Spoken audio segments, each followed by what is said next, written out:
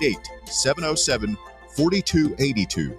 That's 888-707-4282. Or just visit griffinlawdefense.com. You're listening to FM 105.7 and AM 1340, WKGN Knoxville, and W289CU Knoxville, Fan Run Radio. Hi, I'm Dr. Jacob Wilco at Knoxville Smiles. Have you ever wanted to improve the look of your smile? We know firsthand what the power of a great smile I love Tennessee. for helping you achieve your cosmetic goals. From simply moving teeth into a better position, to reversible cosmetic bonding, to full mouth implant supported dentures. It is our goal to help patients feel good about their appearance while achieving optimal health. Want to learn more? Call us at 865-539-1776 to schedule an evaluation or visit us online at knoxvillesmiles.com.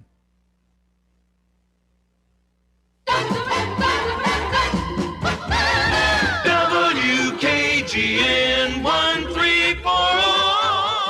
Go Vols! You're tuned in to East Tennessee's premier sports radio call-in show. This is The Drive.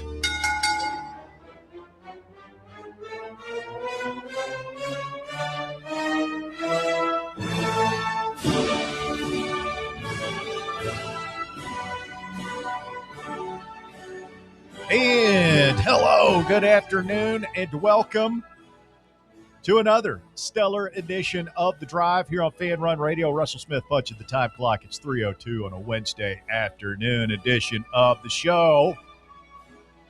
Let's do the thing, gentlemen. Hope you're doing well. Bob Baskerville Bear and Walker Smith all with me here in the White Claw Hard Seltzer Studios of Fan Run Radio. As we get to find out who the Vols' first-round opponent will be on Friday. Tonight, it's SMU versus Miami of Ohio. And Wally Zerbiak is not walking through that doa. Very true. Walker, I want to see something. Do you know what Miami's original team name was? Original team name? They're the Red Hawks now. Yeah. They were something else before. I have no idea. I didn't know they had an original team name. Yeah, they changed it not too long ago. They were the Miami of Ohio Redskins. Oh. So, on the old Washington route. Yeah. Well, my best friends growing up, Nathan, is a Miami Redskin. He went there for a while. It's a good school. I never got to go up there and visit. I've heard good things about Oxford. Oxford, great campus. It's a good school. Low-key, good party town. Yeah, definitely. Is this where Roethlisberger went? Yeah. Mm-hmm. Yes. That's right. Like one of the best players, like in the history of my high school basketball players, went to Miami way back when. A spark plug? Yeah. It's nice academic institution and pretty campus, and and not too far from Cincinnati, so not too far from a big city. Great city. Yeah. So, do you know the name Wally Zerbiak? Does that mean anything to you, Walker Smith? I recognize the name. Couldn't say I would know who he so is. So like I could be making that up. Yeah. Because it does sound like a kind of a made-up name. Wally Zerbiak? But it's something I've heard before. I just wouldn't have any idea who that is. I would assume even I don't, Russ, really. You don't remember Wally Zerbiak? I can't remember. I know that, excuse me, if I had to guess, I would say he sounds like a catcher. It does sound like a baseball player. Yeah, for like the St. Louis Cardinals back in the day. Wally Zerbiak was one of the great Minnesota T-Wolves, right? Right? Or am I making? When did he play? No, that's right. He played for a long time in the NBA. He was a good NBA player. He was solid. Not like an elite star, but good. Kind of like what we were saying about Tobias Harris. When did he play?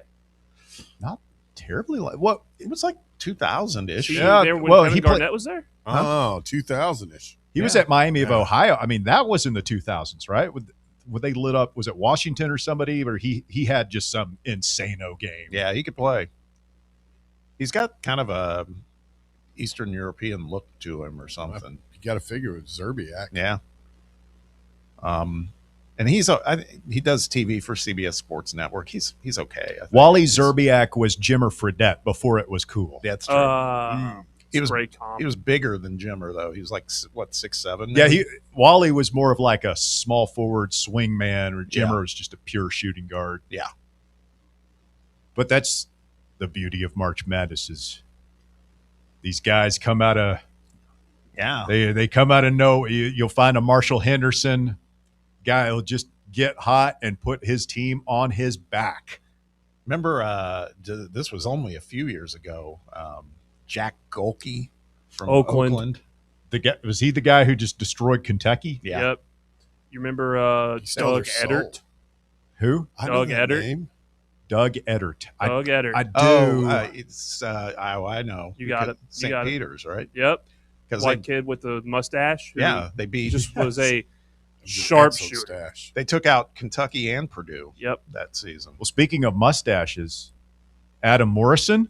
Oh yeah. Gonzaga. Him crying on the floor at the end. That's sad. Everybody thought that. I mean, he was a highly drafted guy. It was just a total bust, wasn't he? Mm-hmm. Yeah. People thought he was going to be, and he was a great college player. He was. That one surprised me that how little of a factor he was in the NBA. He was in and out. Because I think he was drafted in the first round. Why don't we ever have one of those guys? What do you mean? Just a white boy come out of nowhere off the bench, Ryan Klein. I'm going to drop 30 in a NCAA game. We had one for a half against Ohio State. Ryan Childress. Do you remember that? I remember him having a couple of buckets, but I don't remember that being like the Ryan Childress game. Again, it was only for a half. He hit like 3 or 4 3-pointers in the first half of that game. The one where we blew the 17-point lead? Yes, that one. The Greg Oden. I know that as the Greg Oden game. Yeah, the Greg Oden game. How did we get here? Who was it that took the shot to try to tie it or win it for us? Ramar Smith? Yeah. I don't think that was a play. I'm not sure if that's who he wanted to. No, Ramar. I just remember it was a wild drive to the basket against Greg Oden that he didn't really have. I guess we were out of timeouts or whatever. He didn't have time to think about it. Renegade move that was on brand for Ramar, right?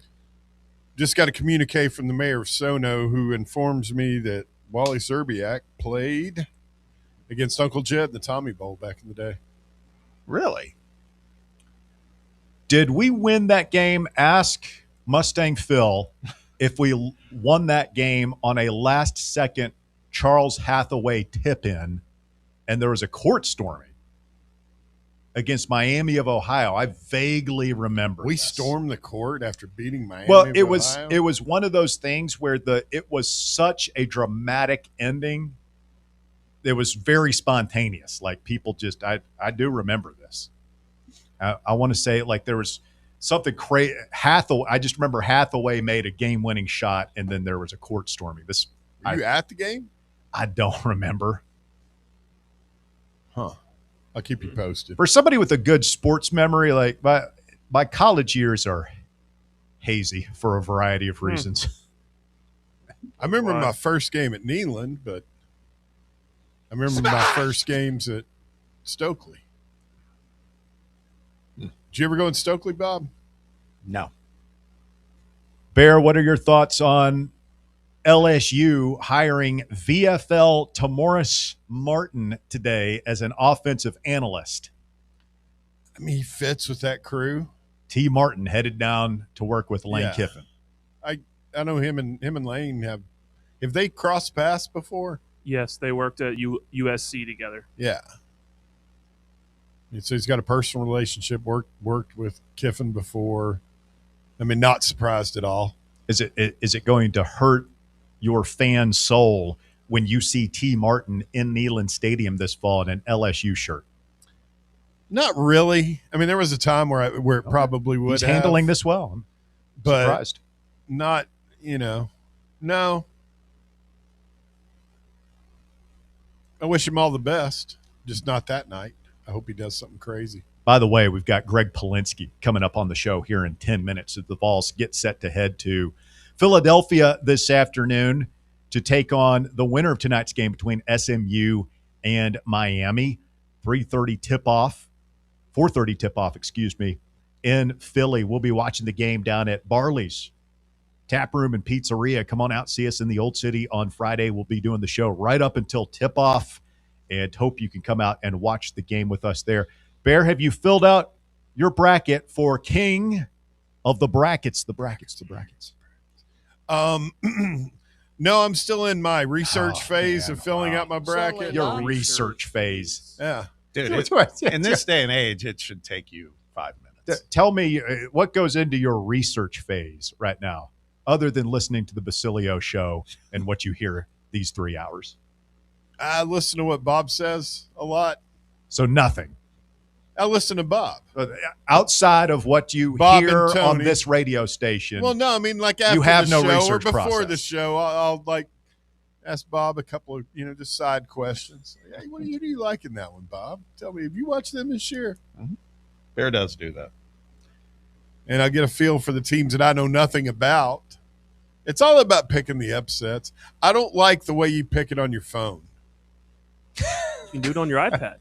Bear, no. No. Bear wants somebody to bring him a print-off bracket. Yep, and a sharp number 2 pencil. And he writes in the winners, and then somebody else tallies it. He trusts some random guy to do it more than the ESPN.com computer systems, however that thing works. Bear trusts just whoever is running the pool. He very much wants to go back to the 1990s. I like being able to look down and visually see the regions. When you take that out of it, I think I would pick brackets differently if I was just looking down at the bracket. I do miss the days, Bob, of the paper bracket and circling the winners and a line through the losers and just counting up the circles. There was something magical about that. I'll tell you what, though. I've got a friend who back in Indiana that does this big pool, and I always enter. And he has not – and it's tough if you're not around, like I'm in another state, because he does it old school. So he sends me the electronic one, but then I got to print it out, fill it out, fax it to him. Oh, you scan it. Okay, as you're a not PDF, send it back to him? and send it back to him. It's like I get us in on this. That sounds like fun. it is fun. Filling out your own bracket again. But you see what I'm saying? Like I just going down that, you're doing all 32 games in a row. I like splitting those games up in like the regions. Yeah, Gives you a better feel. It's instinctive. Then you're going to like what we do later today. We're just going to focus on the Thursday games today. That's all we're going to focus on when we do our picks. So you got to do your homework somehow without messing up the show. Homework? Like Why don't we do Thursday and Fridays? I don't know if we'll have enough time, honestly. You want to pick 32 games today? Might help me fill out my bracket later. What is your analysis going to be of Georgia and St. Louis? St. Louis has... Can you name a single player on either team? Oh, well. Georgia Blue Cane. Shocker. Hey. St. Louis. Is it Robbie Alvarado? Robbie Alvarado. What's the kid's name? Larry Blurred? Robbie Avila. Oh, Robbie Alvarado sounds like some sort of Latino adult film star. That or maybe like a guy that jumps over buses on a motorcycle. Yeah, I know they've got that coach that we kind of glom after a little bit if Rick Barnes were to decide to retire. And yeah, Shirtsy. Yeah. Shirts. Signed an extension this they week, play a last highly week. entertaining brand of basketball. By the way, Bear, I did want to say congratulations. It's a very Bear-centric opening to the show this afternoon. What did I do now? Congrats, man. Big win for Venezuela. Oh, go to hell. Last Last night, straight to hell I was with wondering that. why you were wearing your field marshal uniform today and the beret turned sideways, Che Guevara style, but You realize people can see me. I'm in my Yankees cap, Really ugly sweatshirt. Man City sweatshirt. Disgusting. Underneath the sweatshirt, he's got a free Maduro T-shirt on. No, I got a gray. I'm on gray today. I didn't wear my Che what a Guevara gag shirt. job by the Americans, man. Oh, Don't I was about to send you guys something like, oh my God, I can't believe we're choking so badly. And then Bryce Harper with an all-time moment, cracking a big 2-run shot to tie the game in the 8th inning. And What do? We turn around and walk the leadoff batter. Walk the leadoff man, give up a stolen base, and then a double to bring that guy in, and then we just crap the bed in the bottom of the ninth. It's not even close. The guy they walked, by the way, was he a pinch hitter? Because they kept talking about he plays for the Marlins. He's like fast as hell. I forget his name. I don't remember who it was. Like Willie Mays Hayes? Yeah, he was fast for sure. Who it was. Got him in there, got him in position, man. That hit by Suarez was clutch, unlike us. What do we have? 3 hits for the game? 3 hits, 3 walks. Oh, my God. That's so brutal for that lineup. It was horrible. It just goes to show you, though, like Eduardo Rodriguez, his career stats are not awesome. He's, serviceable major league pitcher. He looked really good. And then that closer, he's, I think, the Pirates closer, Palencia. Yeah. I mean, it's Cubs. I kept looking. Okay. Every time they would, take notes, Josh Elander. You got a bullpen, use it. But they used at least 4 or 5 pitchers. And every time they would go to the pen, I would be like, all right, who's this guy? Look him up. And they're all big leaguers. Yeah. Coming in, they're all like 30-year-old in their prime major league pitchers. And some of the best in the world. And they want, and our guys are too, but we just there was no weak link pitching wise that we could attack. No, but it's also because this tournament still isn't, all the way to like World Cup status. We were hindered by the fact that the MLB teams were telling our manager, do not pitch our guys tonight. Yeah. Like our best arms were not able to pitch. Like our starter for the championship was a rookie for the Mets who is okay. When we have a guy in Tarek Skubal who's a 2-time Cy Young winner who shows up just to watch. And left. Yeah. But you could have pitched last night. You really can't blame the MLB teams. But what's the difference between Skubal pitching, 70 pitches last night in Miami and doing whatever he's doing today? Nothing. For the Tigers. Nothing. He wouldn't have to make his first actual MLB start for another week and a half. These guys, DeRosa, he's not crazy. He might be a little dumb, but he's not crazy. He's not going to leave Tarek Skubal or Paul Skeens out there throwing over 100 pitches to win this game. He knows that would be insane and there would be major backlash. Yeah, he knows that. I wish we would take it a little more seriously. Why do these guys not pitch as much as they used to? Like, since you said something about that, you got on your soapbox a couple of times about that. I went back and started looking at some of those old pitchers. It's been going on forever because, analytics. There's a whole lot of different stuff about people getting hurt because people throw harder now and more action in their elbow. This goes back to Strasburg. Goes back to Mark Pryor and Kerry Wood. Yep, and it's also the analytics of people now realize just how detrimental it is for a starter to go through a lineup a third time. Hey, we could spend forever on this, but we got to take a quick time out because we've got Greg Polinsky coming up. Tennessee basketball in the NCAA tournament Friday afternoon in Philly. We'll talk UT hoops with GP coming up next right here on Fan Run Radio. The Drive. Take Fan Run Radio with you on the all-new Fan Run app. Just search for Fan Run Radio wherever you download your apps. What kind of day is it? It's a White Claw day. Grab a pack, grab your friends. Everything else in life can wait. Your friends should. Let's go. White Claw. Grab life by the claw. Please drink responsibly. Hard seltzer with flavors. White Claw Seltzer Works, Chicago, Illinois. Are you ready for the start of a new season? Maybe looking for your team to go on a tournament run? Get game day ready with Crumble. Head on over to your nearest location and pick up 12 pre-selected cookies plus exclusive toppers. When you're looking for dessert options, there's no question about who you should call on. Our listeners already know.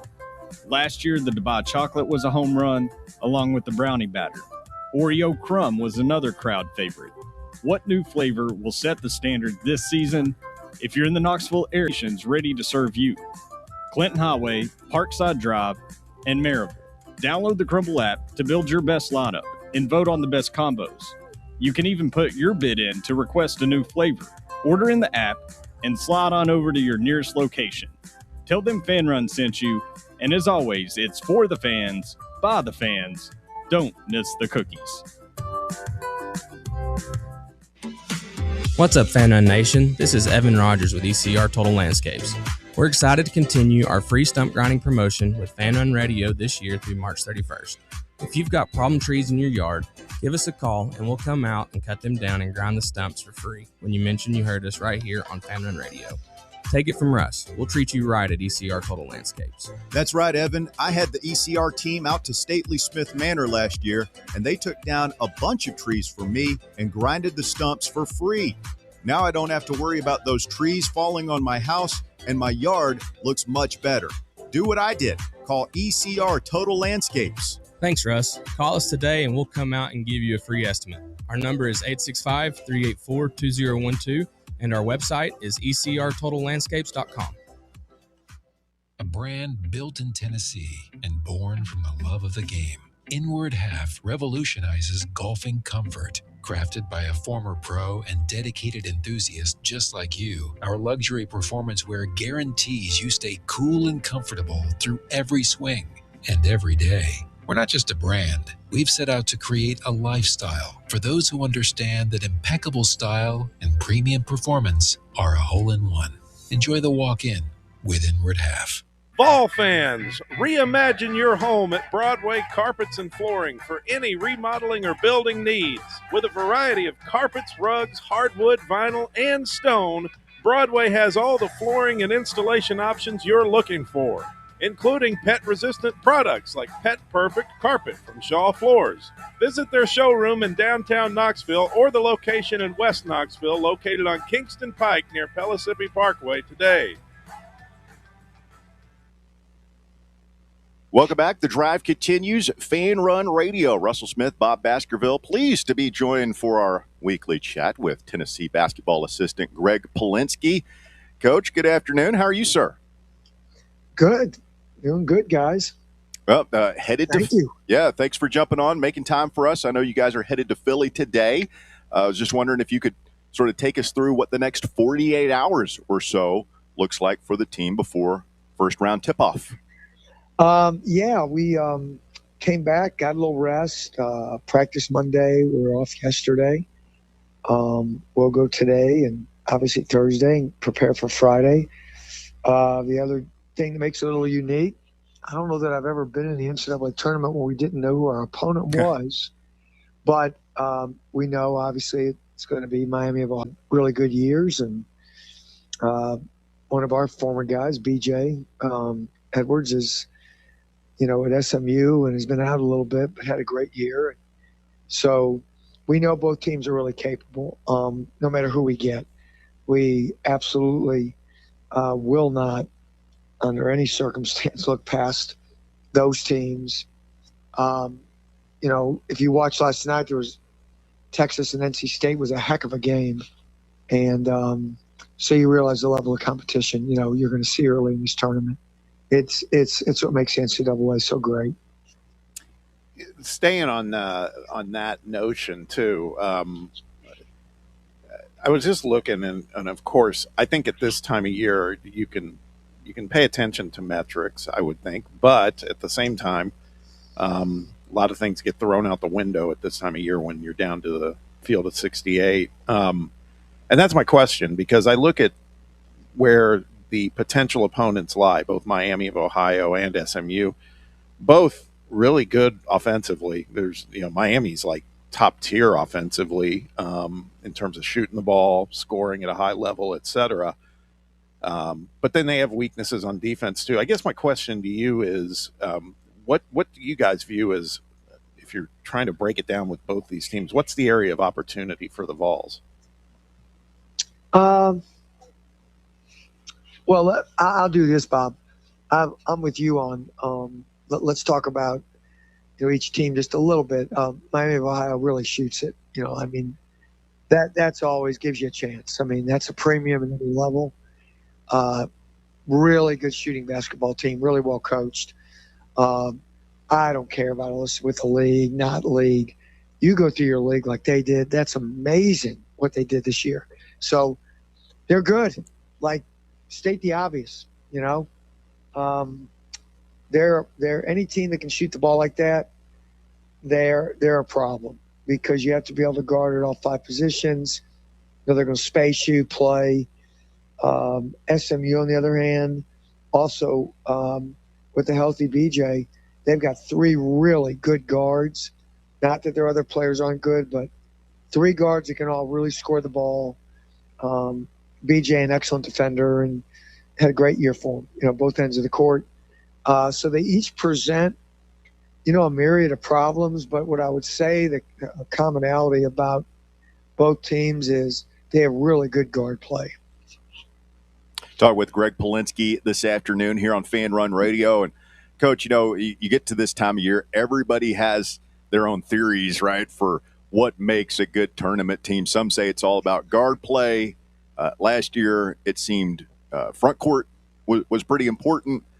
Others say it's just luck of the draw, where the committee puts people. What do you see as the most important factors in tournament success? Well, I think how your team's playing, your mentality, are you playing with confidence? Are you playing with an edge? Obviously, that's important during the year, but some teams are able to take it to another level. We've had teams the last 2 years, and this is its own team, that could do that and understood the moment, absolutely loved the moment, and we got to see if this team, you don't know till you get out there and the lights come on. For some of these guys, it's their first NCAA tournament, and even some of the returners, like JP, for instance, didn't get to play, obviously due to injury last year. I think your mentality, are you playing with any kind of momentum, or do you have any edge to you? That we're going to find out. I thought we did in the tournament against Auburn. I thought we did even against Vanderbilt, We left too many points on the free throw line and layups, things at the rim that would have given us an opportunity to win that game. But, we always credit Vandy or the team we played, man. They did enough to win the game, played well. So for us going in, I don't know that there's one descriptive, sure. Guard play is critical. And I don't care, wherever you are, anytime. But as we all know, we can point to the Houstons last year and the Floridas. Florida's, again, this year, their bigs are terrific. They're experienced. They're tough. They can do a lot of different things. They pound the glass, Guard play's improved over the course of the year. So I don't know if it's one thing, Bob, like that I would say. I think it's one thing or two things that defines each individual team. When that faction of players or that factor for that team is working, then that team could be really hard to beat. For us, if we convert free throws and we make layups, and we're saying that we do the other things, that we play hard defensively, you're not going to shut anybody out. But if we're on cue and we got that edge to us, and now we can add the other things, then we're capable. We've proven that. And we've also proven that if we're not at our best, we can be beat. I'm just sitting here thinking about it, Coach. The one thing, too, is it feels to me, and I wanted because when I watch these tournaments, and I'm talking, in the past couple of years, it feels like for a lot of teams, rotations seem to pare down even more and more. Like I see teams, not just Tennessee, but other teams, maybe play less players than you see in the regular season, and some of that stands to reason. Some of it might be the attrition level, too.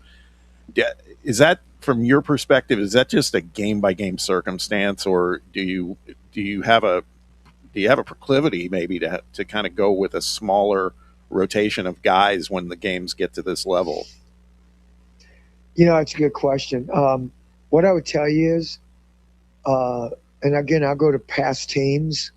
We had we had a very solid rotation of guys, and it wasn't real big, but you knew our rotation. You absolutely knew our rotation. This year's team, due to injury, due to some inconsistency, due to whatever you may, attribute it to, we have not had that real tight rotation. We've had guys that have stepped up one game, then another guy steps up another game, and then another guy steps up another game. And it's a little bit disconcerting, but, if there's a silver lining, let's just say you have a lot of options. And you hope that one or two guys out of your group, and I mean more with our guards and probably with our bigs. Obviously Jacoby has had a terrific year. Bishop been really solid for the most part. We'd love to see him get back to, the edge he had early in the year. I think Bishop's been good all year defensively, but he was elite at one point in the year, and the season is a grind. So we understand, but hopefully now the rest is going to give us a little bit of a jump, if you will, a little boot, re-energize, restart the battery, all those terms. And then we're going to need one or two of our guards, whether it's, Mo, whether it's Ethan, whether it's Troy, and he's fought that shoulder, and to take a step here. Somebody's got to, or it might be a different game, a different night. I can remember Nolan Richardson's teams. I'll go way back, Bob, where most people don't even know, but he had 11, 12 guys he played. And I've said this before on our show that one night, one guy played 5 minutes. The next night he played 20. It's whoever's getting it done. And we may have to be in that position, with this particular team. So, hopefully we're going to get somebody that can do it and does it consistently and, finds that, what's the old song here? One shining moment. Yeah. But finds that, that ray of sunshine every game. Yeah. Hey, I can date myself with you too, Coach. Are you referring with Nolan to the 40 minutes of hell era at Arkansas? Correct. Yeah. Correct. Yeah. Played against it. Yeah. And it truly was. So. Talking with Greg Polinsky this afternoon here on Fan Run Radio. Coach, talking about the rest, and, it's kind of a fortunate stroke here that you guys get to play on Friday. How important is it for a banged-up team to have that extra day of rest? You talked about, taking yesterday off. Obviously, you've had a lot of time to stay off the feet for a couple of guys that are rehabbing injuries. It's important. I also realize, though, that we're, first of all, and Coach Barnes, we don't make excuses for anything. So we're going to show up ready to go. I would say that, a couple of guys won't be 100%. But you know what? I'll bet you if you asked SMU and if you asked Miami of Ohio and anybody else in our, quadrant of teams, if you will. Because Coach calls it our mini tournament we got coming up, that most of those teams would say somebody, or if not all, we're not, that guy's not quite at 100%, but he's good enough to go. And if that's the case, then we got to go. And so I don't know that we'll have a couple guys at 100%, but I know that we'll be ready to go mentally 100%. And if you're not, then you're going home early. So they all know that. The guys that have been here got to explain it to them. And we might even have to get Shaq and Z and Gainey and a few of those guys on a Zoom call. We've done it during the year, and it was really helpful, especially when it's Z and Shaq and Z is just so up front. He always says, Coach, excuse me for what I'm about to say. But, he's got his own lingo, if you will, and just tells guys like it is. So anyway, we got to be 100% mentally locked in. And then, like I said, everybody's probably beat up a little bit this time of the year.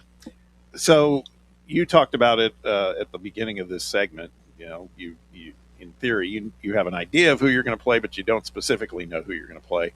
But what's that process like right now? I assume, do you guys break off? I mean, there's obviously been some advanced scouting going for both teams, but then tonight with the game going on between Miami and SMU, will you guys all as a coaching staff get together and watch that together, or just kind of segregate and focus on one team versus the other?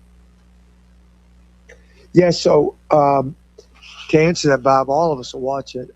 What we did Coach Gainey grabbed all of us right after the selection Sunday, and when we knew who we could possibly play. And, we have 4 coaches that, we've done it all year that scout, and we were all signed a team. And, that's very helpful that you know who you got. Yeah. So a couple of coaches have, one coach has SMU, and then we also have everybody in our staff. You have kind of a partner, if you will, and then we have analytic guys, and Luke Shepker, he does a great job getting us all the analytics. I mean, it's tremendous, along with other guys. A lot of our, it's all hands on deck. So everybody's got something they're doing and assisting, but we each have our own teams that we are absolutely focused on and figuring up the game plan.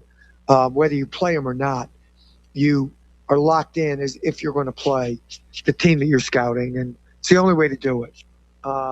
So I'm sure that's true of every staff in the country.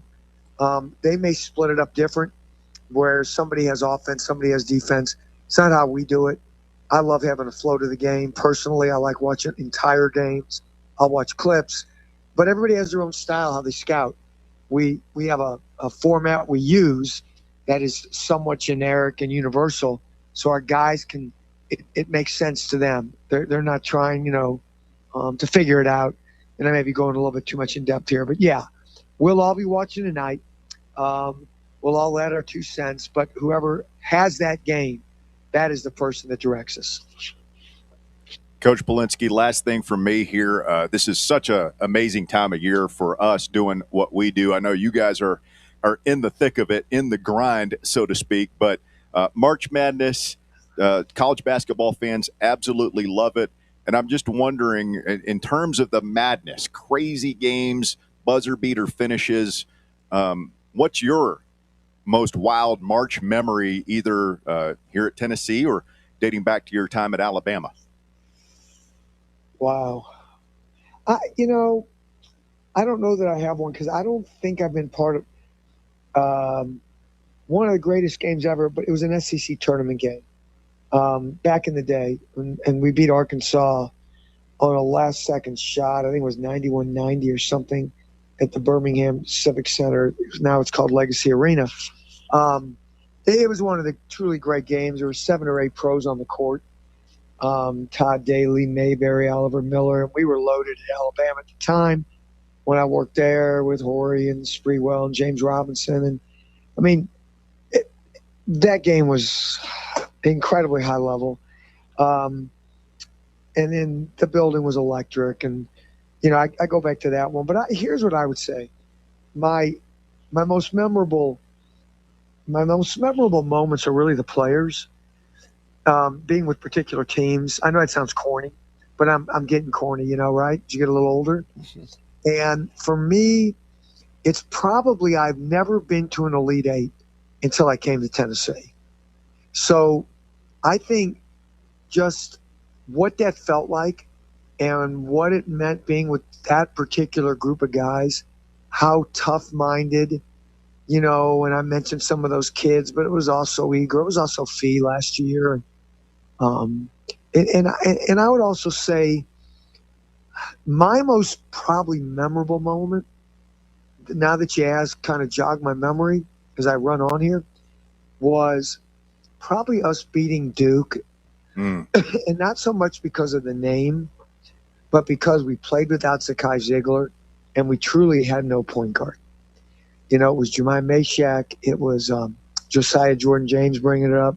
JoJo. It was Santi.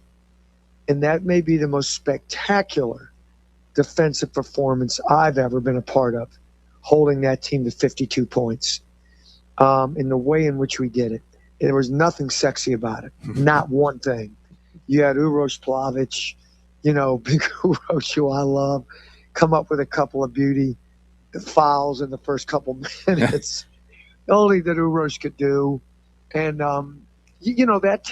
that team, the prep the day before, when basically Coach Gainey had the scout, but that team, and we love this, they took it over.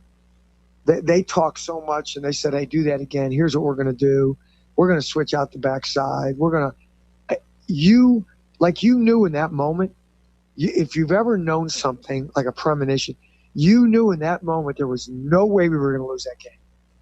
No way.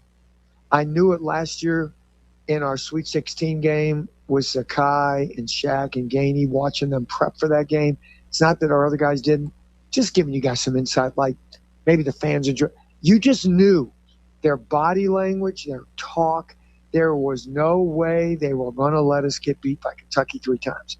Wasn't happening. It was not happening. Same with the Duke game.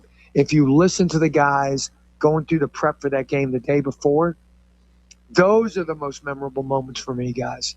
As you asked now and made me kind of think about it, man, it gives me goosebumps because the day before prep was so spectacular because of the players, not because of us as coaches. You just knew you were going to get a W. Coach, that's all. You're getting me fired up right now. I'm ready to tip it off. Let's go. Yeah, no kidding. No kidding. That's the way I feel, and I hope this group will embrace that. Yeah. You know, I want to see that from this group, and, you know, I hope we will because this team is really capable, and I don't think we've hit our best stride. And if we don't hit it now, you know, we won't be doing many more of these shows, I don't think. Yeah. Hey, I have one more, and you're just talking about moments, and you mentioned Felix. And, man, there were some good takeaways from Nashville last week, but I will say, and Nate was fabulous against Auburn, et cetera, but I'm telling you that block on the alley-oop from Pettiford to Freeman by Felix was one of the, like, to me, kind of ground-shaking moments in that game, but for this season, too. I mean, I felt that was like, you talk about momentum swing, and Felix, I was happy to see that kid get that kind of moment. Yeah, no, it's really cool, Bob, and what you just said, that is a spectacular. I say this to our guys, like, I don't know what the NBA's got to show us. I don't know what EuroLeague's got to show us. I don't know what a great AAU highlight or whatever it may be. There cannot be 5 to 10 blocks in the world this year better than that one. Better than that one. In transition, no chance to gather. Freeman's got his elbows up on the rim. What Fee did, absolutely spectacular. Let's get a few more of those. Absolutely. Let's do it. Coach, really appreciate the time. Best of luck. And like you said, hopefully we have this chat again next week talking about the second weekend of the big dance. Thank you, guys. Appreciate everybody that listens. Appreciate you guys. Good luck, Coach. Bye. Greg Polinsky, one more time here on Fan Run Radio. I love the going down memory lane stuff, man. We could do an entire show of just that. But we got to take a quick time out. You're listening to The Drive. It's Fan Run Radio. We're back with more right after this. The Drive. Check out exclusive Fan Run video content on YouTube. Just search Fan Run Sports and be sure to like and subscribe. The Drive's King of the Bracket. Are you an expert in bracketology? You must practice hard to become the Bracket Jedi, you must. Do you love March Madness? Bring me my Hassenpfeffer and my bracket. Are you a master in the art of lines and circles? Why do you fill out a bracket every year? It makes me feel good. Boosts my self-esteem. Well, now your time has come. The Drive's King of the Bracket. Oh, grasshopper, snatch this bracket from my hand. Make your picks before the NCAA tournament tips off this Thursday for your chance to be crowned King of the Bracket. Alas, are you King of the Bracket? So find The Drive on Facebook, find the link, and become King of the Bracket. It's good to be the king. King of the Brackets is brought to you by Crown Cleaners. Visit crowncleaners.com to find out more. Crown Cleaners, a tradition of excellence. Barley's has live music on weekends, general team trivia on Wednesday nights at 8 p.m., and now live sports trivia courtesy of the Knoxville Trivia Guys every Thursday night upstairs. The game starts at 7 p.m. and is free to play for everyone, so head on down to the Old City and show off your sports knowledge and win gift cards to Barley's. Use those gift cards to buy some delicious food and drinks, and you can take it all in with their wide selection of TVs and indoor projectors. Barley's Tap Room and Pizzeria. Citizens National Bank. Life is more fun with a Good Life checking account from Citizens National Bank, offering extra benefits including bank travel. This September, experience the perfect fall getaway on the New England Rails and Sails Tour, or join CNB in October to chase the Northern Lights in Iceland. Get in on the fun by calling 865-429-7935. Citizens National Bank. Banking never felt so good. Member FDIC. Hi, this is Dr. Stephen Malone at Knoxville Smiles. Has it been a while since your last dental visit? If so, I'd like to invite you to come see us. At Knoxville Smiles, it's our vision to provide the best dental care in town in a relaxed, friendly environment. So if it's been a while and you've been putting it off, don't wait any longer. Come see us at Knoxville Smiles. You can schedule an appointment online at knoxvillesmiles.com or by phone at 865-539-1776. Welcome to Axle Logistics, where excellence isn't just a goal, it's an energy. As a leading third-party logistics company, Axle is powered by an award-winning culture built on a work hard, play hard mentality. Here, the drive for success is contagious and hard work never goes unnoticed. Whether you're just starting out or looking to level up, Axle Logistics is the place to launch your career. Join us and take your ambition to the stars. To learn more, visit axlelogistics.com.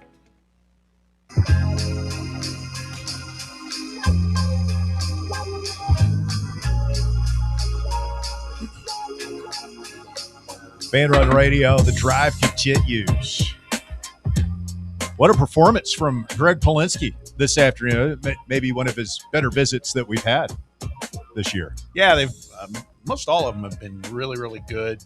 Sometimes you can tell he's busier than others, and this is a busy time for him, but I felt like he was really opened up, man. That was some good stuff. I mean, and it just underscores, you and I were talking about it, Russ, like, and I don't want to do this whole feel-good thing, like participation trophy, whatever you want to call it. That said, he was saying it. He goes, never been to an Elite Eight. That was one of the highlights so far for him. And this is a guy that's done it for a long time. And, yes, we want to get to a Final Four and beyond, and we haven't. But we got a pretty good run going here, too. Bear, what stood out to you? Oh, a lot of things, Russ. Really? Nothing, huh? Why are you doing this? All right, I just feel like your ear canal must be like the maid robot in Spaceballs. It's just like whatever noise, it's just going straight through. Nothing retained. Oh, man. I'll tell you what, though. I think one of the most interesting things I heard him say was what makes the question you asked about what makes a really good NCAA tournament team. The way he talked about, like, it's pretty much all about what a team's mentality is going into the month. I thought that was really insightful. Yeah. No, me too. And that's kind of been a theme with him all year in these talks. And he keeps going back to Zakai and Jemai. And I don't want to say that he is preparing the sheep for slaughter, so to speak. But I don't know, Bob, you tell me if I'm reading way too much into this. But one of my takeaways is he doesn't really know what this team's mentality is. Talking about the year we beat Duke and how the players led by Josiah just sort of took over the game prep, and that I don't get the sense that this team is going to do that for any of these games. Mm-hmm. Doesn't mean that, again, Nate can't go crazy and put this team on his shoulders, or Jaco, or both of them can't combine to give us a really good 1-2 punch that could carry us. But that maturity, that leadership, that mentality that whatever that team was, 23, and then last year's team, obviously. We haven't had anybody like Josiah since Josiah. He's been one of the few players I can remember that when Barnes was, his eye was twitching, he was, chewing somebody out, where Josiah could, not really step in, but kind of be a buffer between Barnes and the younger guys. Yeah, look, I'm of the belief that we all see it as fans. We've talked about it a lot, that this team, you can probably count on one hand comfortably, probably with a few fingers left, the amount of times that Tennessee has been really, really good from beginning to end in a game this season. Mm-hmm. Okay. There's just not been many. And I think that's kind of what Greg is saying. Yeah. You know, they see it too. He said at the end there's another level for us to get to. Does this team get there? I mean, I think we all agree on that. It's a good team, but we've had great teams, especially the last 2 years. Yeah. And can this team be a great team? I don't know. I don't know. And if there's a frustration and a hesitancy to get on board and for this fan base, it's maybe the sense that we might not ever see what this team is truly capable of for whatever reason. Yeah. Or maybe I'm misreading it. Maybe they just are what they are and this is what they're capable of. And, you know, they win a game, maybe two, and then go home. What I've been trying to Houston. Obviously, I felt like we played a pretty complete game. I don't think you could beat them without doing that. Close. I would say that one was close. We struggled for a while in the first half of that game, but then we kind of stabilized and then turned it on in the second. To me, is one of the more complete games I saw was Louisville. You know, we blitzed them from the beginning and held it on to the end. Texas was another one. I was thinking about that last night since they're still playing. Texas was another one. I'd probably count Houston in there just given the magnitude of who they are and everything else. But there's not been many, man. No. Mm-mm. And then once we got into conference play, it seemed like suddenly this problem of not being able to hold leads and huge leads in second. Obviously, you know, Kentucky twice. Yeah. But we started giving up double-digit leads and losing. Yep. I think part of it, too, is the fact that right when we were hitting our stride that week of the Missouri and Alabama game, when it felt like this team was starting to look like the team we'd hoped it was going to be, Nate got hurt. And it felt like we took the step back in that last couple of weeks, in the last 2 weeks where we lost 3 of 4, because we were about to hit our stride heading into the most important time of the year, and our best player got hurt in 2 different games. So it feels like we kind of got teased to where this team was about to play their best basketball, and we didn't get to see it. It sounds like they've taken some time off. Coach mentioning that they took yesterday off, which is very un-Barnes-like for the week of the NCAA tournament. But and he has also said, look, we're not going to ever make an excuse, but it's obvious that they feel like this team needs a little rest. Before they get going here. Yeah, we've talked about that too. I mean, I think about it with Jacoby. We're very lucky he hasn't gotten hurt, but and I try to rationalize some of the kind of the poor decisions he makes with the ball late in the game. He hasn't done as many as he was. He was in a stretch where it was maddening. But think about all those times he takes the ball to the hole, how aggressive and how hard he goes to the basket. And everything that this team is relying on him to do. I and you mentioned it, Russ. You reminded me that Barnes made a comment about Jacoby's a little worn down. Yeah. And why wouldn't he be, man? I mean, it's played a lot of minutes. A lot. And I think that may influence some of the things that have happened late in some of the games too, man. He's just gassed. Do you think he's just got dead legs right now, and that's part of his shooting woes? Or well, I'd say that, except he shot pretty well in that last game against Vanderbilt. I hope it's dead legs and not some sort of nagging injury that we don't know about, because if it's dead legs, maybe almost a week off. Yeah, maybe he gets some of that back. Yeah, here with all the time off the past 2 weeks. Mm-hmm. And also, especially early in the season, and we've complained about it a lot on the show, is he's our only guy in the backcourt that can create offense for the entire team. Nate obviously drives the gravity and can score at all 3 levels, but the guy who can run sets is Jacoby Gillespie. And when you ask him to do it over and over and over again, because he's the only one that can do it, he's naturally going to make mistakes and have to try and force a couple of passes that he wouldn't be able to if he had someone else in the backcourt that could help him create more offense. I wonder if we went back and looked at all the little 5-minute scoring lulls, like how much time Jacoby Gillespie's actually on the floor when that's going on. Yeah. He doesn't come off the floor very much. No. But when it really when our offense seems to stutter. When he's not out there, sometimes it's only stutter. for 2 minutes a game or something. But you're just like, oh my god. So out of rhythm, then when he comes back in, it still takes him.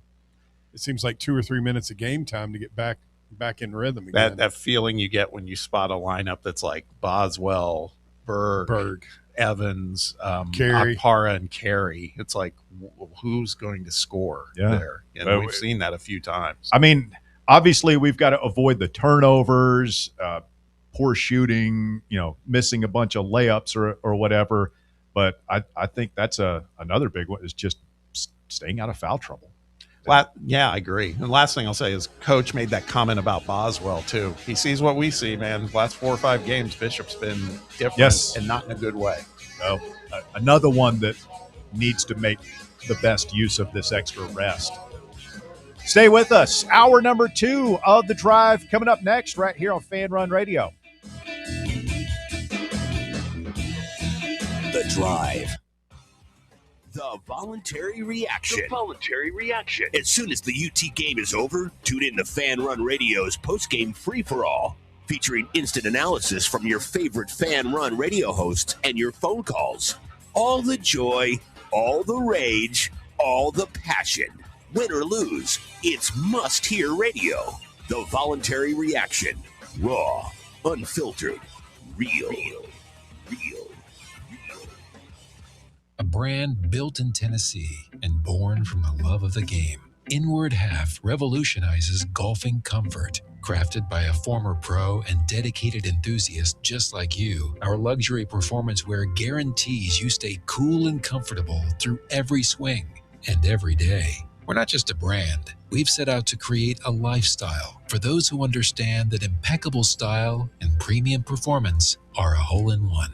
Enjoy the walk-in with Inward Half. Smoky Mountain Brewery is the place to be for game day. From the moment you walk in, it's wall-to-wall big screens, making Smoky Mountain Brewery the perfect place to watch the Vols or your favorite team in action. With locations in Turkey Creek, Maryville, Pigeon Forge, and Gatlinburg, you're never far away from a great time at Smoky Mountain Brewery. Try one of their world-famous microbrews like Black Bear Ale, Mountain Light, or Cherokee Ale. Juicy burgers, wings that bring the heat, and delicious handmade pizzas made with hand-tossed crust from the freshest ingredients and their own special sauce from a secret recipe, topped off with hand-grated cheese and farm-fresh toppings. And don't forget, those famous microbrews are also available in kegs for your next party or in 6-packs and growlers to go. So grab your crew and head to Smoky Mountain Brewery and tell them Fan Run Radio sent you. Smoky Mountain Brewery. Eat local, eat good. Hey Vols fans, Cody Brown here. I grew up right here in Tennessee and know what it means when someone says, I've got your back. That's why you can trust Farm Bureau Insurance of Tennessee. Whether it's your home, your vehicle, your family's future, or the business you built from the ground up, we will show up for all of your insurance needs. We are Tennesseans who understand what matters, which is doing right by you. Insurance is not all about just paperwork and policies, but it's about the people we insure every day. So if you want insurance that hits home, give me a call at 865-992-3871. Go Vols. Get hurt in the game? We tough it out. Feel exhausted? We push on. Feeling down?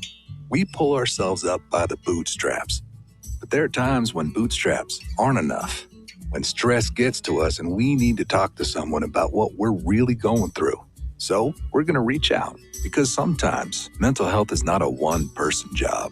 Visit loveyourmindtoday.org. That's loveyourmindtoday.org. Brought to you by the Huntsman Mental Health Institute and the Ad Council. You're listening to FM 105.7 and AM 1340, WKGN Knoxville, and W289CU Knoxville. Fan Run Radio. Ever been the coach who realized the team's gear just wasn't up to par? Well, if I'm being honest, that was me. Just a downright irresponsible and plain bad coach. Then, SM Athletics changed the game. I want you to picture this. I walk into their store, a coach with a vision. SM Athletics didn't just see a coach. They saw a team's potential, and they delivered custom uniforms so striking. Our team's spirit soared. From cutting-edge apparel to top-notch equipment, SM Athletics transformed our presence. No more unreliable online orders or envying the other team's style. SM Athletics stands for quality, design, and on-time delivery every time. Coaches, elevate your team with SM Athletics. Call 865-966-3434 or visit smathletics.com. Get the best for your team, delivered right and on time. So, elevate your team's game by contacting SM Athletics today. It's time for the Drive's Top 4 at 4. Hour number 2 of the Drive underway here on Fan Run Radio. And the Top 4 at 4 is brought to you this afternoon by Crown Cleaners. Sponsoring once again our annual brackets contest, King of the Brackets. Fill out your bracket online now. Go to facebook.com/The Drive with Russell Smith. Give us a like while you're there. Click the link. Click, pick, and win, as they say, completely free to enter. Winner going to get gift cards from Crown Cleaners, Pizza Kitchen, maybe some Fan Run swag. We're going to hook it up this year. Thanks to Crown Cleaners. Have you registered for King of the Brackets, Bob? I have not. Oh, man. Anybody? Am I the only one? Walker, thank you, Walker. Somebody. I intend tonight to do. I've got 2 more. That one and something else I got to get caught up on. I've got the other ones I'm in about 5 or 6. So, oh, you're that guy. I don't. I'm in a bunch of I don't groups, too. particularly love it, to be honest with you. I'm pretty much. You know what I'm doing? I'm not dicing up my picks. I'm kind of going with one and carrying it and just putting it in other pools. Yep. Yeah, that's the easy part about the ESPN bracket challenge is that you can just make one bracket, and then once it's made, you can just add that bracket to a bunch of different groups. That's what I've done. Make sure it's in King of the Brackets. It's pinned on my Twitter feed as well. Get registered. Click, pick, and win. Walker? At number 1, former Vols quarterback T. Martin is heading back to the college ranks. The former Baltimore Ravens QB coach is being hired by Lane Kiffin as an offensive analyst for the LSU Tigers. The move reunites Martin with Kiffin, who previously brought him onto his staff at USC in 2012. He served as an assistant head coach and wide receivers coach at Tennessee from 2019 to 2020. So Lane Kiffin is the only coach in college football that we would have to ask this question for, but here we are.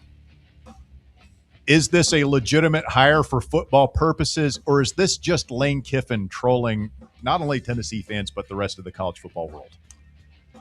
Yeah, I don't know. Crazy that we're even contemplating that, right? Yeah. It is a legitimate question with this guy. I hate him.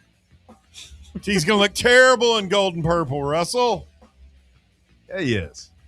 Ugh. I get queasy just thinking about it. And he'll be up here. If Heupel were really that dude, he would go in and gazump the hire, as they say, across the pond. Bring T over here to be in it. If he's going to be an analyst somewhere, he might as well do it here. Yeah. I think he's probably got more of a working relationship in history with Kiffin than he does with Bring in some outside.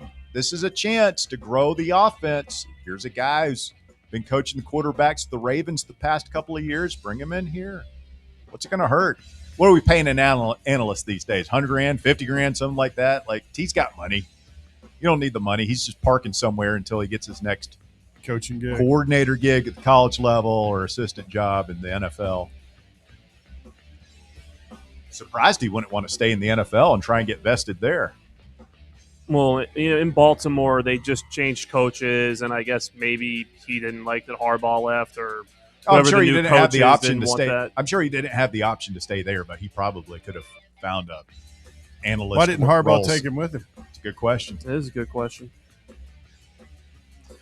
At number 2, Louisville star freshman Michael Brown Jr. is out for the Cardinals' first game against South Florida because of a back injury, the school announced today, with mixed messaging about his availability for a potential second-round game. Does this guy ever play? He plays less than the dude at Kansas. He's missed a lot. I think he's legitimately been hurt, though. It's been the back pretty much the whole year. It was the back that had him miss our game when they came to Thompson Bowling Arena. What, his wrist? No, it was his lower back. Yeah. I mean, is this going to basically pretty much derail this kid's career, you think? He's got a bad back? Yeah, I don't know. Isn't that what happened to Porter, wasn't it?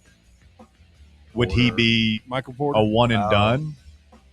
Would he go to the go to the NBA? Or I think he's projecting in the top 10. Huh?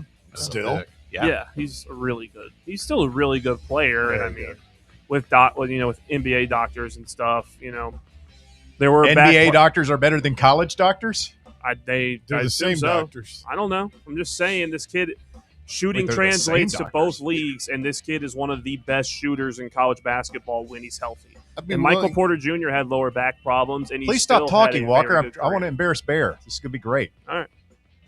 I'm saying that once you get to a certain level, when these guys go to see specialists, I imagine a lot of them overlap for super high profile top 10 lottery picks. I would imagine it wouldn't surprise me if he's going to the same neuro people that somebody in the NBA would. Is there something wrong with my reasoning behind that? I'm just trying to like NBA docs, college docs, Bear.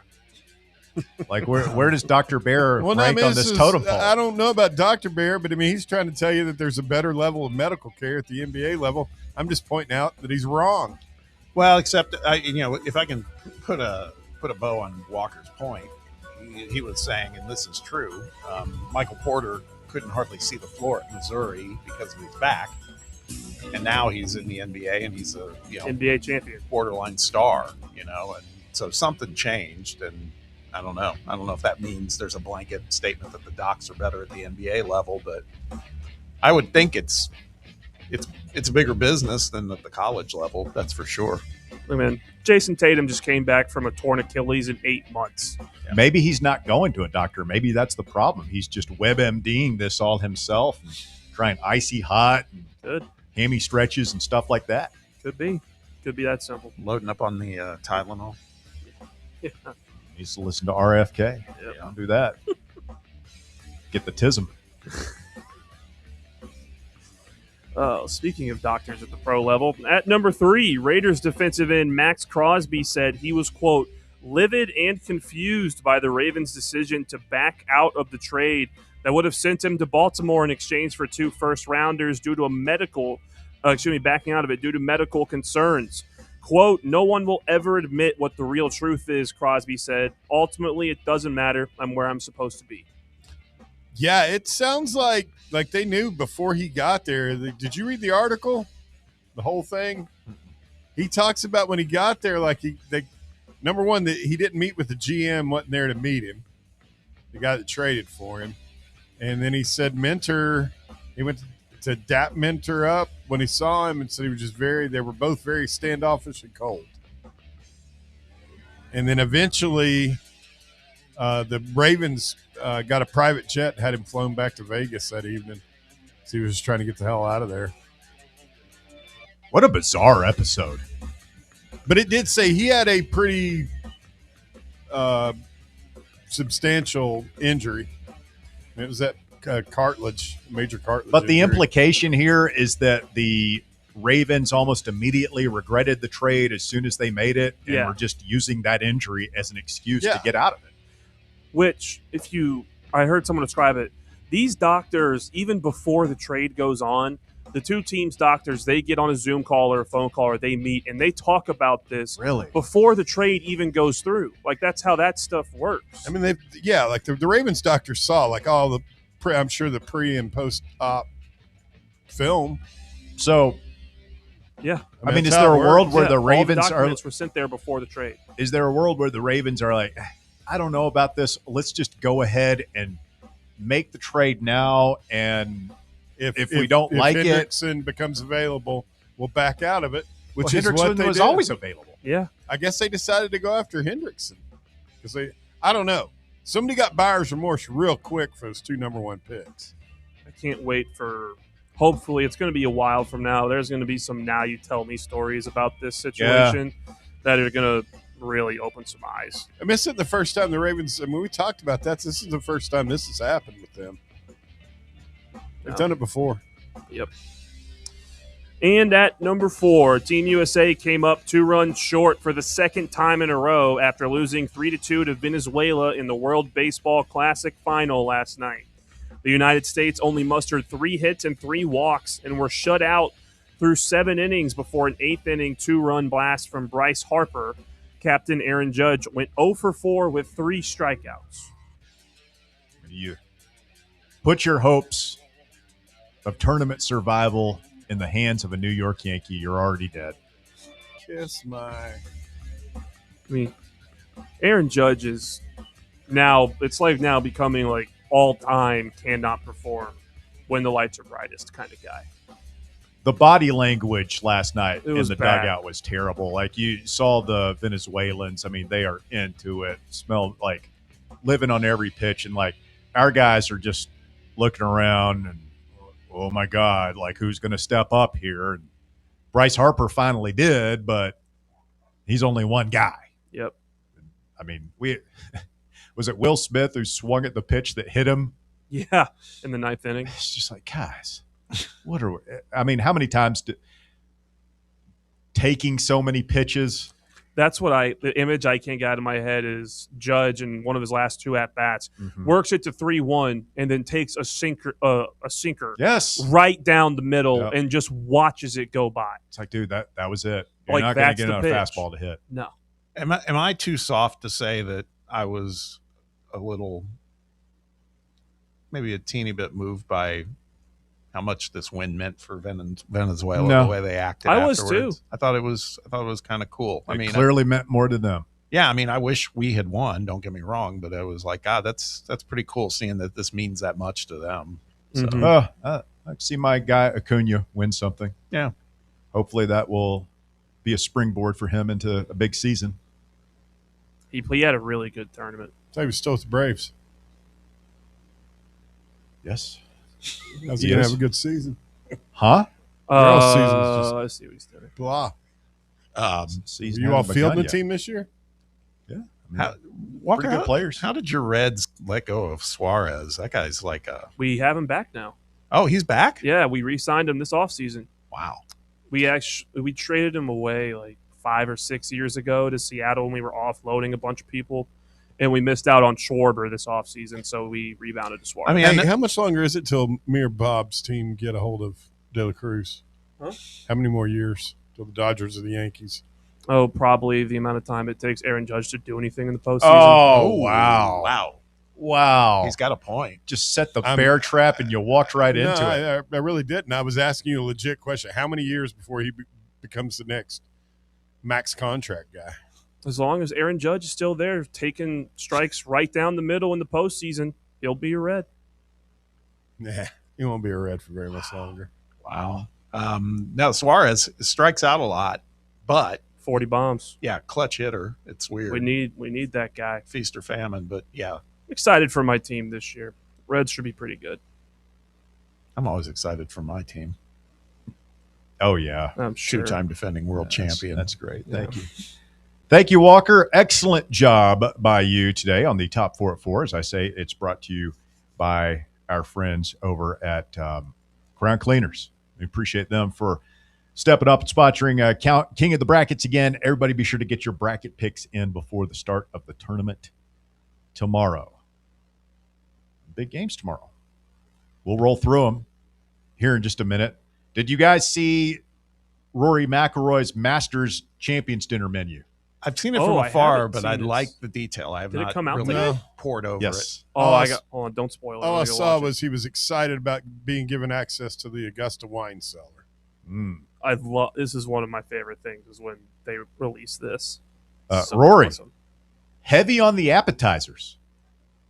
4 appies on the menu today. Of course, the Masters champion gets to pick. They have a Masters championship dinner. Mm-hmm. Is it Wednesday? I think before the start I of the believe tournament. so, Or yeah. maybe Yeah. Monday. I don't know.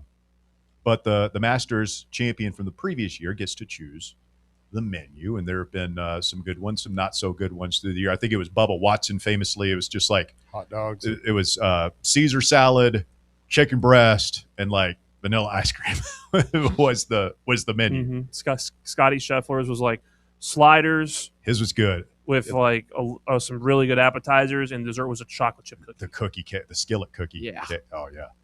So Rory has your choice of appetizers: peach and ricotta flatbread. Sounds good. Bacon wrapped dates. Okay. Goat cheese and almonds. Mm-hmm. Rock shrimp. Bear doesn't like any of this. This just sounds awful. Rock shrimp tempura with a creamy spicy sauce. Yeah. And grilled elk sliders. Ooh. Caramelized onion jam, roasted garlic aioli. No thanks. Gamey. I'd fill up on all that stuff. Oh, it's all just good. Destroy You'd it eat all. an elk. Yeah, why not? Jeep bear. Probably if I had to. I mean, I've never had like rattlesnake red meat that wasn't good. I probably wouldn't do snake, but I mean, like venison is great. Like, have you ever had that? Nah. Oh, it's fantastic. It's really good. Buffalo? No. Like a bison burger or something. I mean, what is the difference between buffalo or deer and a cow? I don't know. I've just eaten cows all my life. Don't want to step outside. Like I don't know. Look at a cow and look at a deer, and you tell me which of those animals do you really want to eat the most? You're probably going to go with the deer, right? No. Why not? I don't know, because I saw, probably because I got traumatized like every other 3-year-old. No, it's because you don't think of the cow while you're eating. It's just I unwrap the McDonald's wrapper and there's my cheeseburger, and everybody else eats it. So you could probably feed me a bison burger, and you wouldn't know the difference. I wouldn't know the difference. Yeah. First course. Yes, he has courses. Oh yeah.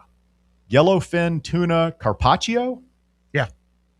Foie gras toasted baguette and chives. No thanks. That sounds way sublime. Sounds good.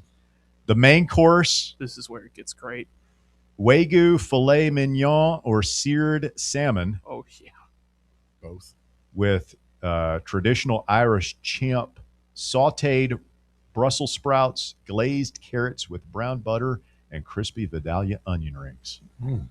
Oh, that sounds great. What traditional Irish part of it is? It says traditional Irish champ. I don't know. I don't know what that is. Dessert is sticky toffee pudding, vanilla ice cream with warm toffee sauce. Yes. And then it lists 4 different wines that are going to be. He's got a champagne, a burgundy, and 2 Bordeaux's. I'm not a wine guy. I don't know. I'm not either. It's all good. Irish champ is potatoes. Potatoes, green onions, milk, butter, salt, black pepper. So it's like mashed potatoes with some onions in it. So Irish mashed potatoes, basically. You going Wagyu steak or the seared salmon? No, you got to go Wagyu. Got to go Wagyu. I think you do. I think about this, and remember Scotty Scheffler's Champions meal? It was like chicken fingers and sliders, and it was good in its own right, but it just felt like bar food. Little kiddie. Yeah. Little kid food. Yeah, the guys that, Tigers had something that was similar to Rory's. Yeah. Well, Tiger did different ones for all his. Yeah. Does he got 5 of them? I've got golfweek.com has a bunch. Scheffler in 23 had cheeseburger sliders, firecracker shrimp, tortilla soup, and then Texas ribeye or blackened redfish, and then the warm chocolate chip skillet cookie with milk and cookies ice cream. That is so good. That is so good. What if you walked in there the year that whoever won it and picked the menu just has a cuisine that you just can't stand? Yeah. Yeah. Well, that's what Adam Scott said the year that Bubba did it, that he said, I believe I ordered something off menu that year. Yeah. I got to say, I watched last night some of the TGL. That's fun. league. It's actually pretty fun, man. Pretty fun. I was down there, obviously, and they weren't playing that week. Oh, wow. Because the tickets are not cheap, but I still wanted to go see it because they only seat like 2,000 people, so you're close to all the players and everything else. But alas, I didn't get in. But I love seeing Tiger's like happy too. His team's doing well in this, but you can tell he's like. He even said it post game with Van Pelt. He goes, "It's kind of like a guy's golf trip. That's what this is like every week we play." How would he know what that's like? I don't know. That's fair. But Like even if he were going to take a guy's golf trip, like you're Tiger Woods, it's not like you, me, Walker, and Sam Beard going down to whatever for the weekend. Yeah, but everybody would be with him would probably be other pros, and I imagine they could have a pretty good time. He doesn't strike me as hang out with his buddies. He's gotten a lot more open in the past decade. Like he's been open about like he and Justin Thomas are really good friends. Him and Colin Morikawa talk a lot. I remember at first it was just him and Marco Mira was like his only buddy. He and JT that's still one of the great ones. I think Noda Begay was another guy that was in his he played with him at Stanford. They had college buddies. They had those guys on. They were playing as a twosome in something just in the last couple of years. And Tiger, after a bad shot by Justin, if you heard the story, Tiger went up to him and handed him just under. He said, "Hey, this is for you." And it was a tampon. It's so funny.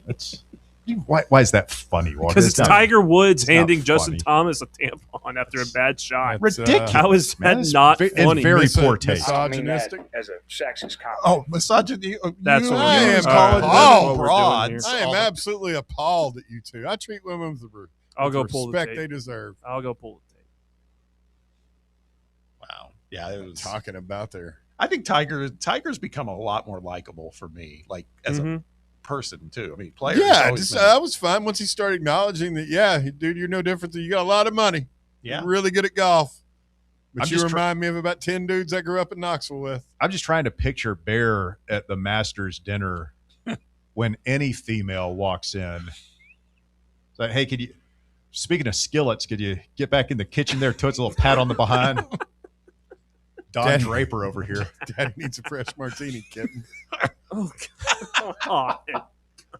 Stay with us. We'll talk about the games coming up tomorrow when we continue. It's Fan Run Radio. The Drive. The flagship station for Tennessee fans. This is Fan Run Radio. White Claw is taking hard seltzer to new heights with White Claw Surge. At 8% alcohol, White Claw Surge is a stronger wave of refreshment that doesn't compromise on taste. Available in 4 bold waves of flavor like ripe blackberry, citrusy blood orange, zesty natural lime, and tart cranberry. Check out your favorite retailer in-store and online for the White Claw Surge Variety 12-pack and 16-ounce single-serve cans. White Claw Surge. Please drink responsibly. What's up, Fan Run Nation? This is Evan Rogers with ECR Total Landscapes. I'm happy to announce that our free stump grinding promotion for Fan Run Radio listeners is now extended to March 31st, 2026. If you've got trees in your yard that need to come down before they fall on your home, don't risk it. Call ECR Total Landscapes and mention you heard our ad on Fan Run Radio, and we'll get rid of that problem tree for you and grind those stumps for free. Call us at 865-384-2012 or check us out online at ecrtotallandscapes.com. Blackford Veterinary Surgery Referral specializes in surgeries not regularly performed by your pet's general veterinarian. They're currently accepting referrals from vets all across the country. With their newly renovated state-of-the-art surgery center and highly trained staff, clients can rely on professional and thorough care. If your vet says that your pet needs surgery or rehab, ask for a referral to Blackford Vet and let them get your best friend back on its feet. Located conveniently in West Knoxville. For more information, visit blackfordvetsurgery.com. Are you ready for the start of a new season? Maybe looking for your team to go on a tournament run? Get game day ready with Crumble. Head on over to your nearest location and pick up 12 pre-selected cookies plus exclusive toppers. When you're looking for dessert options, there's no question about who you should call on. Our listeners already know. Last year, the Dubai chocolate was a home run, along with the brownie batter. Oreo crumb was another crowd favorite. What new flavor will set the standard this season? If you're in the Knoxville area, there are 3 locations ready to serve you: Clinton Highway, Parkside Drive, and Maryville. Download the Crumble app to build your best lineup and vote on the best combos. You can even put your bid in to request a new flavor. Order in the app and slide on over to your nearest location. Tell them Fan Run sent you, and as always, it's for the fans, by the fans. Don't miss the cookies. At Knoxville Insurance Group, they understand the challenges many consumers face when searching for insurance coverage. That's why whether it's for you, your family, or your business, they create a coverage plan specifically for your unique needs. Knoxville Insurance Group is an independent firm, which means they aren't beholden to just one insurance company. They search multiple companies, acting as your negotiator to find you the best possible policy and price. Start a quote in minutes at KnoxvilleInsuranceGroup.com or call them today at 865-694-9788.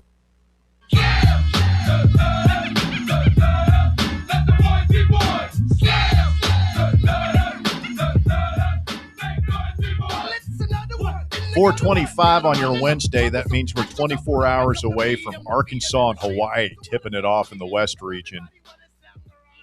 Game that will be played at, where is that game played at? Portland, the Moda Center. You know, we hadn't talked about it. Arkansas kind of got screwed over a little bit, didn't they? No, we did. I mentioned that in my breakdown on Monday. They got sent west, man. Go west. They got Roger, my boy. good. Yeah.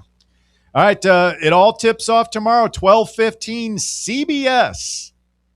Classic 8-9 matchup, TCU, Jamie Dixon. Still doing it.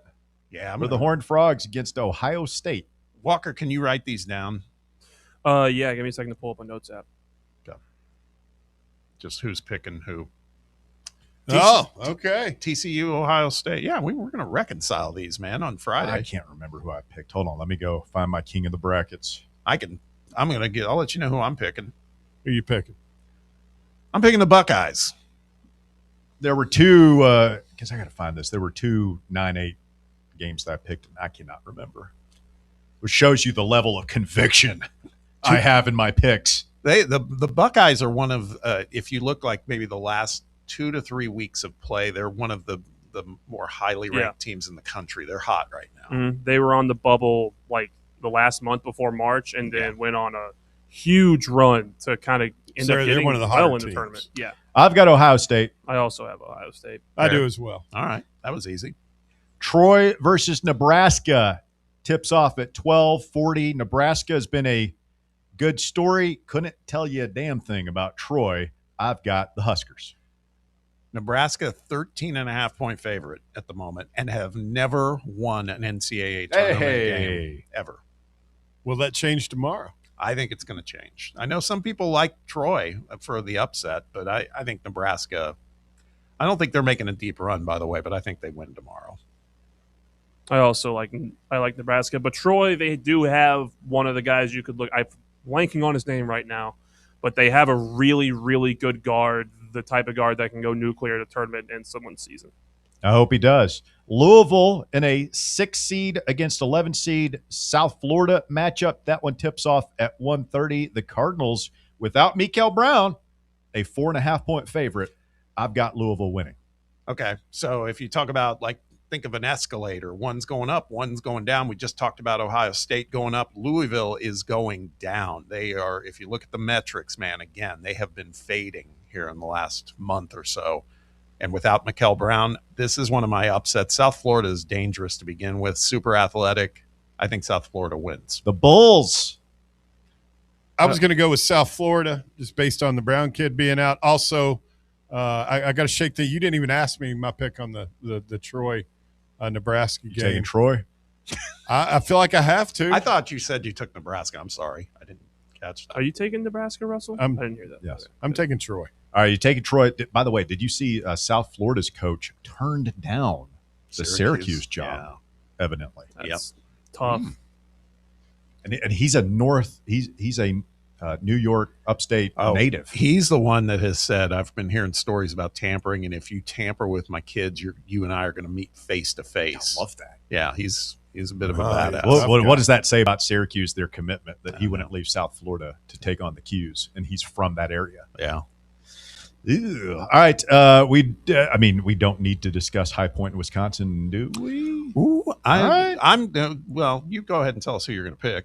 Wisconsin. Yeah, I'm going to pick Wisconsin too, but boy, this seems to be a very sexy pick. There's a lot of people, 12-5, and High Point's records like 31-4 or something. I mean, obviously, I don't know what their best win is. Yeah, it's a good question. But there's some people saying High Point, this is an upset opportunity. I think Wisconsin, they've been playing very well too. I like Wisconsin. I think this will be the low point of High Point's season. Wow. Badgers 10.5-point favorite in this one.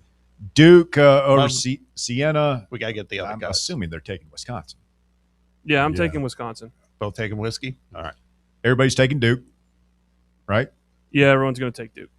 Vanderbilt against McNeese State. Will Wade is not walking through that DOA for McNeese. I like Vandy. Same. Yep. Michigan State against North Dakota State. Any takers March. Izzo. 16.5-point favorite, Michigan State. Yeah, I like Sparty. Izzo, has he ever been upset in the tournament? Yeah, Middle Tennessee beat him. Mm-hmm. Early. With Kermit. First round. It was a 15-2 game. Was that Denzel Valentine's Michigan State team? I think so. That sounds right. Arkansas against Hawaii. The Hogs are a 15.5-point favorite out in Portland. Woo pig suey. Yeah, how do we feel about Arkansas beyond this game? I think they're going to win this game. They're a 15.5-point favorite, like Russ said. How do we feel about them going deep? I have them in my Final Four. Wow. Okay. I haven't really. Yeah. I haven't looked at their real close to their draw, but I thought they had one of the tougher ones of the 4 seeds. All right, another 8-9 matchup. We're all in with Arkansas. Yeah, we're all in on Arkansas. Okay. Another 8-9 matchup. St. Louis against Georgia. This is one I cannot. Georgia's a 2.5-point favorite.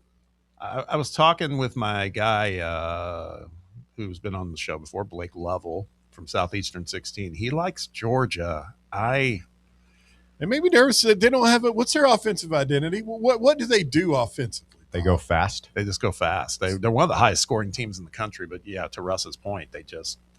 Meanwhile, St. Louis has not been the St. Louis that they were a month ago. By the way, they've tailed off, scuffled a little.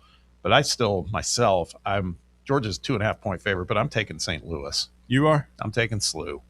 I can't pick against. He don't lie. He don't lie. He don't lie. Luke Kane. I've got Georgia winning, but really this conversation is moot because the winner gets Michigan in the second round. So we'll see how long.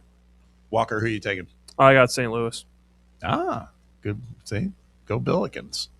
How about 6 seed North Carolina without their freshman against 11 seed VCU? I've heard this is a trendy upset pick this year. I got VCU. Without Caleb Wilson on their team, and I think one of their backcourt guards is banged up as well. I feel like VCU, who is really good, like they ran through their conference, if I remember. That's the Phil Martelli is their Phil junior. Martelli, juniors. I think VCU's got this game.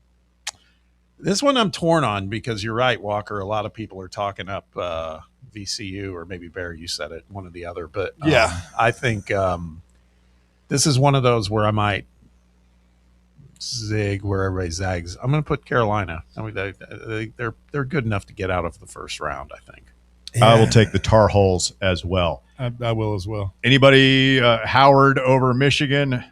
Going once, going twice? No. All right. How about Texas against BYU? 11 seed Longhorns, a 2.5-point underdog. Is BYU, did they finish as strong as they started? No, they lost one of their best players. Their second leading scorer got hurt, so they're not the same. Boy, there's a lot of people that think DeBonta is going to break out and carry them deep into the tournament, and I think maybe that's wishful thinking. I'd love to see it myself, but I'm taking Texas. I think Texas is running pretty good offense, although they started to melt down last night against NC State. They better learn how to handle a press. I don't think Texas is very good. I'm just not impressed by them. Haven't been all year. I like BYU. So Bob has Texas. Russ has BYU. Bear, do you have? I'm going with Mormons. Walker, who you got? I also have BYU. I think Texas, the fact that, we've heard it from Sean Miller, they will foul you until you die, and there is no one better in the country at drawing fouls than A.J. DeBanza. I think he's going to shoot like 20 free throws and have 35 points. St. Mary's against Texas A&M. This begins the late slate of games. That's a 7:35 tip-off on True TV. The Gales are a 3.5-point favorite. At the beginning of the week, I think I was all in on Texas A&M, but I just think, I don't know, St. Mary's well coached. Texas A&M, little gimmicky with buckyball. I think I'm going to go St. Mary's. Me too. I am as well. I'm going Texas A&M. I think that the pace is not a good matchup for St. Mary's, who is not a very fast team themselves, and I think A&M can out-athlete them a little bit. Now we get into the late games where we're all staying up, bleary-eyed watching this, and this is where it usually gets nuts. 14-seed Penn from the Ivy League taking on 3-seed Illinois. Cover your eyes, Quakers. The Illini, a 25.5-point favorite. Well, I just saw, not that it really matters, but like Penn's leading or second leading scorer is not going to play in this game. He's hurt. That doesn't help. Nah, so this quite Illinois as a no-brainer. I'm picking Penn. What? TJ Powers. Do it. He's going to go off. He is the he related to Kenny? No, he's the white guy in this tournament that's going to score 35, hit like 8 threes, and go nuts. So you're not kidding here. You're really taking Penn. Look, you got to pick. You got to pick an upset in the bracket. This is you don't the one. have to justify yourselves to Bobby Buckets. All Illinois has to do is go cold, because if they're not shooting it well, they can't do anything else. All right, Walker's got Penn. Gonzaga, 3-seed against 14-seed Kennesaw State. Why Kennesaw State suddenly, I won't say good, but relevant in football and basketball? I'm having trouble adjusting to this. Yeah. They came to the party finally. 27th straight NCAA tournament appearance for Gonzaga, by the way. Wow. 27. Is Kennesaw, is that the exit right above Truist in Atlanta? Yeah, I think you're right. North Atlanta, is that where that's where Jerry Mack plays and coaches? I think you're right. I like Gonzaga, by the way. Yeah. Zags. And then the late 10:10 p.m. Remember when we were in this game against Louisiana?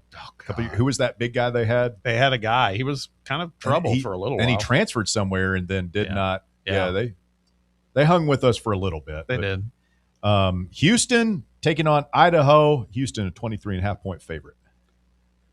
I think they're going to dismantle. Oh, they're going to these Idaho kids will be they'll be emotionally tainted after this first round. They need therapy. Yeah, I'm just this PTSD for them. This is like going to prison or something. I saw. Be bad. Yeah, I saw. I was showing you during one of the breaks the Idaho basketball arena. Yeah. Mm-hmm. It's a gym, a Spud Dome. The Spud Dome. No, I just wonderful facility. I mean, it's beautiful. Look it up wherever Idaho plays basketball. Great arena, but they're getting drilled tomorrow. It's basically a gym, though. Yeah, it looks very cool. It's like a 10,000 seat place. Very nice.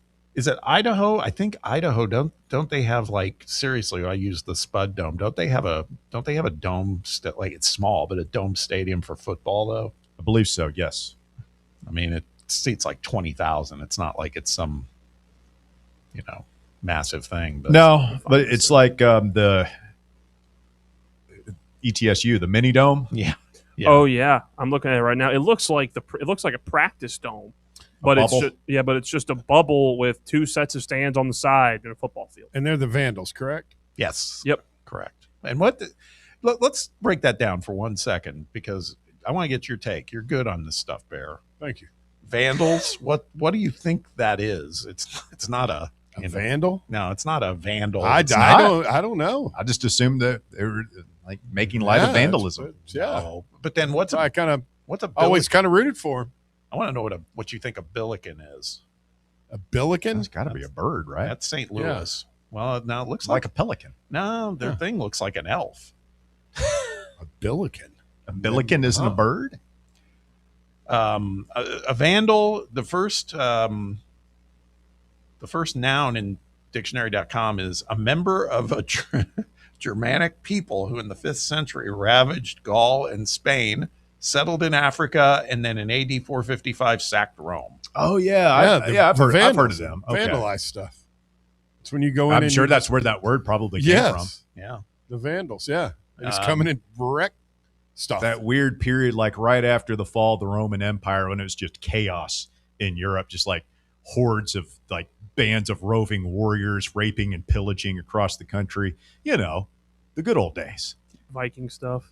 You know what's crazy? There is no, there's nothing in dictionary.com for a billiken. Google AI says a billiken is a mythical grinning good luck figure created in 1908 by Missouri art teacher Florence Pretz, known as the god of good things as they ought to be. See? I saw their mascot. It's definitely not a bird. I thought it was a bird. It was like It's some like an little elfy looking guy. It is leprechaun? This looked like something you see on the ayahuasca. It feels like cultural appropriation to me. This looks like one of the DMT machine elves or something. I mean, if you see these guys, you've smoked something that Aiden Holloway wouldn't go near. Couple quick things from Kid Huddy before we wrap up. He reminds us Kennesaw State former School of VFL flamethrower and Jeff County alum Tanner Franklin. There we go. And then he agrees with us, maybe not Walker. A&M is the South Carolina of 2 years ago. One and done. Buckyball is gimmicky, just like Kimmy gives up a hundo. Oh, man. Gimmicky sometimes doesn't seem to work real well in the tournament. No, probably not. Probably not. You get chewed up. All right, Walker, you got them all documented? I think so. We went at the speed of light, but I think I got them all. At least Loser has today. to chug 3 garage beers at Barley's Friday. No. Well, Why are you so adamant about it? Like, I don't have to worry about it. Because there is a chance I have to acknowledge that I could come in last. I'm not chugging 3 beers, dude. There's a pretty good chance I come in last. There Still are like a beer? couple where I chug 3 beers and then I'm going to to drink like 12 vodkas. Oh. That's how it starts. Let's do it.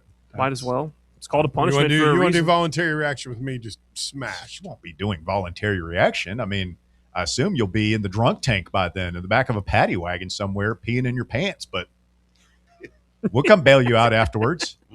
Nah. Stay with us. The drive continues. Open up the phone lines here if you want to chime in. 865-966-3435, 966-3435, your number. You can call or text the show this afternoon. More Fan Run Radio coming up. The Drive. Streaming worldwide at fanrunradio.com and on the free Fan Run app. This is Big Orange Country's sports talk radio superstation, Fan Run Radio, Knoxville. The Drive's King of the Bracket. Are you an expert in bracketology? You must practice hard to become the Bracket Jedi, you must. Do you love March Madness? Bring me my Hossenpfeffer and my bracket. Are you a master in the art of lines and circles? Why do you fill out a bracket every year? It makes me feel good. Boosts my self-esteem. Well, now your time has come. The Drive's King of the Bracket. Oh, grasshopper, snatch this bracket from my hand. Make your picks before the NCAA tournament tips off this Thursday for your chance to be crowned King of the Bracket. Alas, are you King of the Bracket? So find The Drive on Facebook, find the link, and become King of the Bracket. It's good to be the king. King of the Brackets is brought to you by Crown Cleaners. Visit crowncleaners.com to find out more. Crown Cleaners, a tradition of excellence. Your smile says it all, so make sure it's saying the right thing. At Knoxville Smiles, we believe healthy teeth mean happy lives. Invisalign is a clear aligner orthodontic treatment that gradually straightens teeth without the use of traditional metal braces. And now, at Knoxville Smiles, we're offering Invisalign special pricing for new patients. Call for details at 865-539-1776 or just visit us at knoxvillesmiles.com. Don't wait another day to love your smile. Smile brighter with Knoxville Smiles. Rickard Ridge Barbecue. It's more than just dinner, it's a destination. Hey, this is Russell Smith, and whenever somebody asks me for a barbecue recommendation, I always tell them to take the quick drive up I-75 and visit Rickard Ridge Barbecue. Rickard Ridge is about a 20-minute drive up I-75 from downtown Knoxville. Just take exit 134 in Caryville, hang a right, and Rickard Ridge is tucked just inside Cove Lake State Park on your left. You can't miss it. Fall off the bone Memphis-style baby back ribs, slow-smoked chicken thighs, fresh, juicy, hand-cut steaks. Rickard Ridge has it all. And this ain't no Yankee chain store fly-by-night operation either. Owner Mark Rickard has spent years honing his smoking skills in Memphis, and his secret recipe and techniques have been driving East Tennessee wild for years. So make time to check him out. Rickard Ridge Barbecue inside Cove Lake State Park and online at rickardridgebbq.com. Welcome to Axle Logistics, where excellence isn't just a goal, it's an energy. As a leading third-party logistics company, Axle is powered by an award-winning culture built on a work hard, play hard mentality. Here, the drive for success is contagious and hard work never goes unnoticed. Whether you're just starting out or looking to level up, Axle Logistics is the place to launch your career. Join us and take your ambition to the stars. To learn more, visit axlelogistics.com.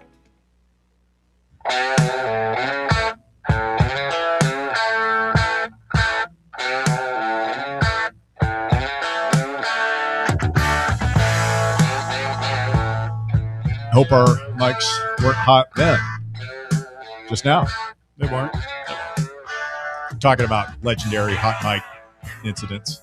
Oh. Through the years. Here?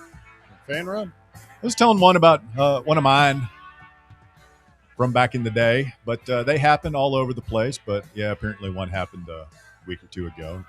Nothing bad was said, but on this show? No, not on this show, but it happens. What did you guys think? Speaking of mics, oh, I was going to bring this up. I'm watching the baseball game for the most part last night, and then I flipped over and I'm watching some of the end of the Texas NC State game, and I've got the sound down a lot of times. I'm doing other stuff and just kind of casually watching, so I didn't have a chance to hear a lot of the announcers. But I've seen a lot of chatter online about Vital and Barkley.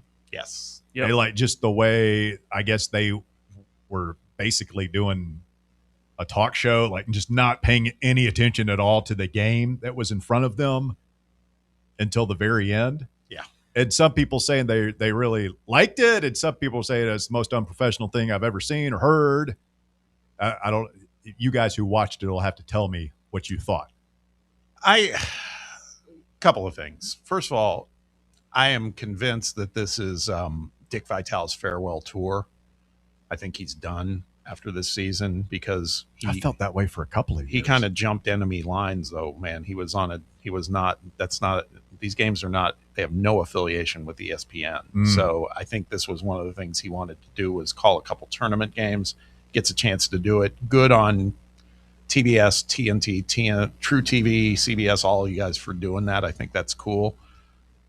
That said, it was painful, man. I felt bad for Brian Anderson because he's an elite play-by-play guy, but it felt like he was fighting, trying to talk over them and talk about the game. Well, the subplot of that was his voice was really raspy in the game. Yeah. He was dealing with, either a sore throat or something that, if you call games, everyone's had that happen to them. And, it kind of gave way for Vital and Barkley to have a little more time to talk, because if the play-by-play guy had talked the whole time, he would have lost his voice.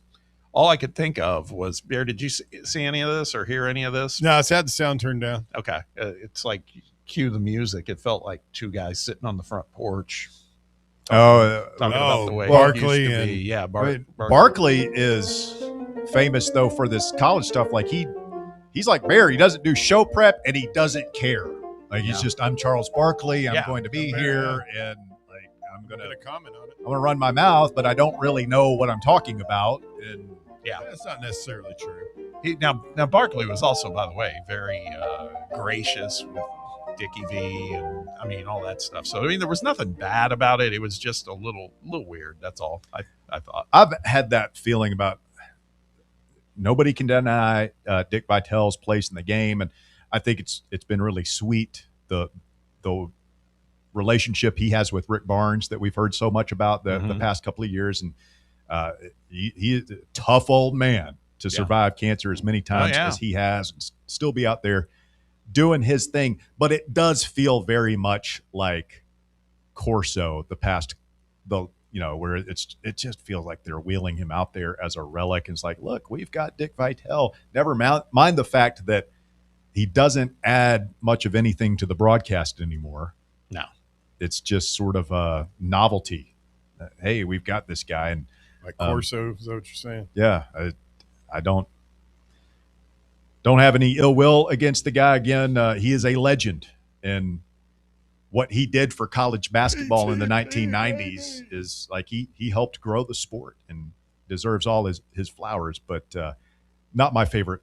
Has not been fun to listen to for a couple of years for me. No, kind of agree. But again, I'll give the CBS TNT group credit for giving him that shot, because otherwise I'm not sure why it would happen. I mean, I wonder if it was Barkley's. Will Barkley's an ESPN guy at this point now too. I didn't even think about that angle. Yeah, but he's just on loan.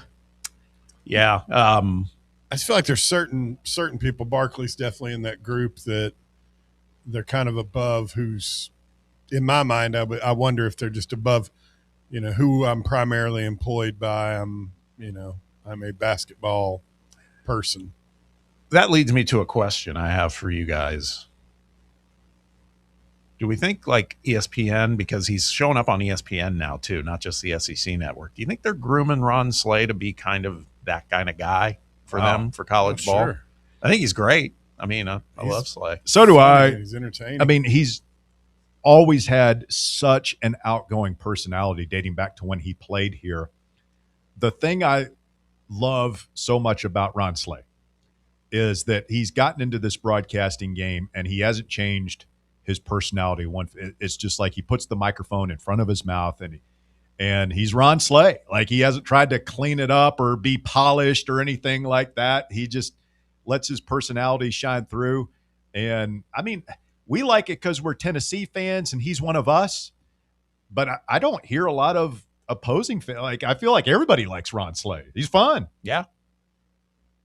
I don't know what their plans are for him long term. Has he been on ESPN? I see him all over the SEC network. Has he been on ESPN proper? Yeah, he's done some of their halftime studio hits in the last couple of weeks on ESPN. And then they did a whole NCAA like tournament marathon thing on Monday night. And he was on that on ESPN as well in the studio. I mean, make no mistake, he reps UT and will till the day they put him in the ground, but he's not. Like, I could see other fan bases liking him because he's, I don't know. Yeah. He's honest. And he's played, you know what I mean? And he's just, man, that dude, he's funny. He makes people laugh. People like to laugh. Yeah. I mean, he's taken his whole shtick and it's making its way. You know, he talks about, I don't know if it's a shtick, Bob, if it's just. No, but I'm saying, I'm talking about some of the terms he uses about, the boom, boom room. He's doing all that. They call it, his segment, the sleigh ride, which they call it here on radio. That would be cool, man. If the new Vitale is a Tennessee guy. Yeah, he's fun, man. I've had the good fortune he's been on my podcast a couple of times. He's a good dude too, man. I mean, he's just really nice guy. I'm happy. Loves the Vols. Happy that good things are happening for him. So we had a great chat with Greg Polinsky in hour number 1. If you missed that, do yourself a favor and go back and listen to the podcast. One of the things that we didn't ask him about because it just he wouldn't be able to talk about. None of these guys can talk about the portal and what's going on behind the scenes. And this is, just like college football, where during the season you've got massive tampering going on, and it just is what it is. This season's winding down. You've already got guys announcing that they plan to go in the portal. Auburn had a guy just no show to their game, their NIT game last night. So we're already hearing a bunch of names, and we've talked about some of them. Here's another one to keep an eye on. College of Charleston center Chal Macho plans to enter the portal 7-foot-tall sophomore. He was the CAA Defensive Player of the Year after averaging right at 9 points, 5.5 rebounds, 2.5 blocks this season. Our guy Jordan Moore brought this to my attention on Twitter. Says this is the one the Vols should target to replace Okpara, 10th nationally in blocks, had 47 dunks, 82% at the rim. That sounds nice. That's 20% above the D1 average, and he's a 70% free throw shooter. I'm just envisioning Phil going through the name pronunciation of that cat. Well, I think that there are a couple of different priorities right now for Tennessee in the portal coming up. And I think as fans, we're all right, who's going to be your Ament, your Lanier, your Connect? Yeah. Who's going to be your scorer? And that should be the first priority. Like, we need a dude for next year. But there's also point guard, and there's also rim protector. Yes. So Chal Macho, keep that name in mind. Yep. Hour number 3 of the drive coming up. We'll go. Oh, no, we don't have open lines the rest of the way because our boy Jake Crane is going to join. But we'll get some phone calls after the top 5 at 5. Stay with us. It's Fan Run Radio. Back with more right after this. The Drive. Fan Run Radio, where Big Orange Country comes to talk sports. Start your morning off with your daily dose of talk sports with John Reed and Cody McClure from 8 to 11. Then it's Tony Basilio from 11 to 1. The Playbook with William Pattison from 1 to 3. And The Drive from 3 to 6. It's 10 hours of hard-hitting local sports radio every day, right here on the flagship station for Tennessee fans. This is Fan Run Radio, Knoxville. Hey, Knoxville. Surfside iced tea and vodka, made with real brewed tea, is only 100 calories, 2 grams of sugar, with no bubbles and no troubles. That's right, zero carbonation, so it's easy to sip and enjoy. Headed to a game day or party at a friend's house? Bring an iced tea or lemonade variety pack from Surfside, or try their green tea and new raspberry tea vodka. Find the can with the sunset stripes this season. Surfside iced tea and vodka, sold at bars, restaurants, and stores near you. Surfside iced tea and vodka, sunshine in a can. Must be 21 or older. Enjoy responsibly. Citizens National Bank. Experience the thrill of traveling with C&B's exclusive travel program. Customers age 50 and above with a Plus Perks checking account can participate, ensuring a safe and delightful travel adventure. Take a day trip or an overnight trip. Travel domestic or international. C&B is always on the go. Citizens National Bank. Banking never felt so good. Member FDIC. Smoky Mountain Brewery is the place to be for game day. From the moment you walk in, it's wall-to-wall big screens, making Smoky Mountain Brewery the perfect place to watch the Vols or your favorite team in action. With locations in Turkey Creek, Maryville, Pigeon Forge, and Gatlinburg, you're never far away from a great time at Smoky Mountain Brewery. Try one of their world-famous microbrews like Black Bear Ale, Mountain Light, or Cherokee Ale. Juicy burgers, wings that bring the heat, and delicious handmade pizzas made with hand-tossed crust from the freshest ingredients and their own special sauce from a secret recipe, topped off with hand-grated cheese and farm-fresh toppings. And don't forget, those famous microbrews are also available in kegs for your next party or in 6-packs and growlers to go. So grab your crew and head to Smoky Mountain Brewery and tell them Fan Run Radio sent you. Smoky Mountain Brewery. Eat local, eat good. As veterans, we're no strangers to helping others. That's what we were taught, service before self. But we do have one question for the veterans listening. When was the last time you reached out for help? If you or someone you know needs resources, whether it's for stress, finances, employment, or mental health, don't wait. Reach out. Find more information at va.gov/reach. That's va.gov/reach. Brought to you by the United States Department of Veterans Affairs and the Ad Council. You're listening to FM 105.7 and AM 1340, WKGN Knoxville, and W289CU Knoxville. Fan Run Radio. We really need to get some branded stuff. Shirts, hats, promo items, something professional. I mean, we could just find a website and order a bunch of it ourselves. You could, but you're taking a big risk. You don't know the quality, the fit, the timeline. It's a roll of the dice. Yeah, I guess. But isn't that how everyone does it now? Not the ones who actually care about how their brand looks. Look, if we're putting our name on it, it needs to be done right. We need SM Athletics. SM Athletics? Yeah, they specialize in working with businesses like ours. Apparel, hats, promo gear, but real, customized stuff. They actually care if it turns out right. Probably a lot better than getting stuck with 100 t-shirts with crooked logos. Exactly. Plus, they'll walk you through everything. Sizing, colors, material, so it matches the image we're trying to build. Makes sense. What's the name again? SM Athletics. Trust me, if you want to look like a real company, not a flea market stand, this is the move. If you're serious about your brand, work with people who are serious about getting it right. SM Athletics. It's time for The Drive's Top 5 at 5.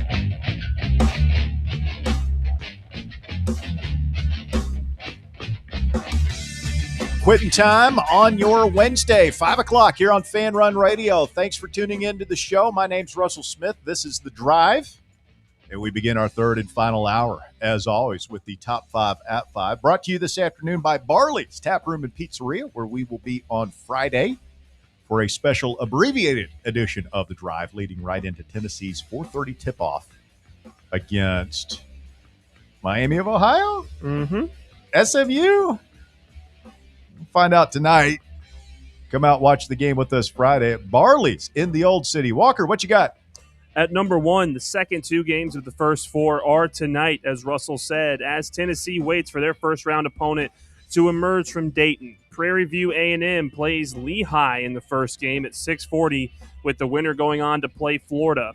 Next, the number 11 seeds Miami of Ohio and SMU will play at 9:15 to see who faces the Vols on Friday. SMU and Knoxville native B.J. Edwards is questionable for the game. Yeah, it's not looking good for BJ tonight. Did you see where Andy Enfield basically said that he kind of blamed the BJ's injury on Cal? On their stanchion?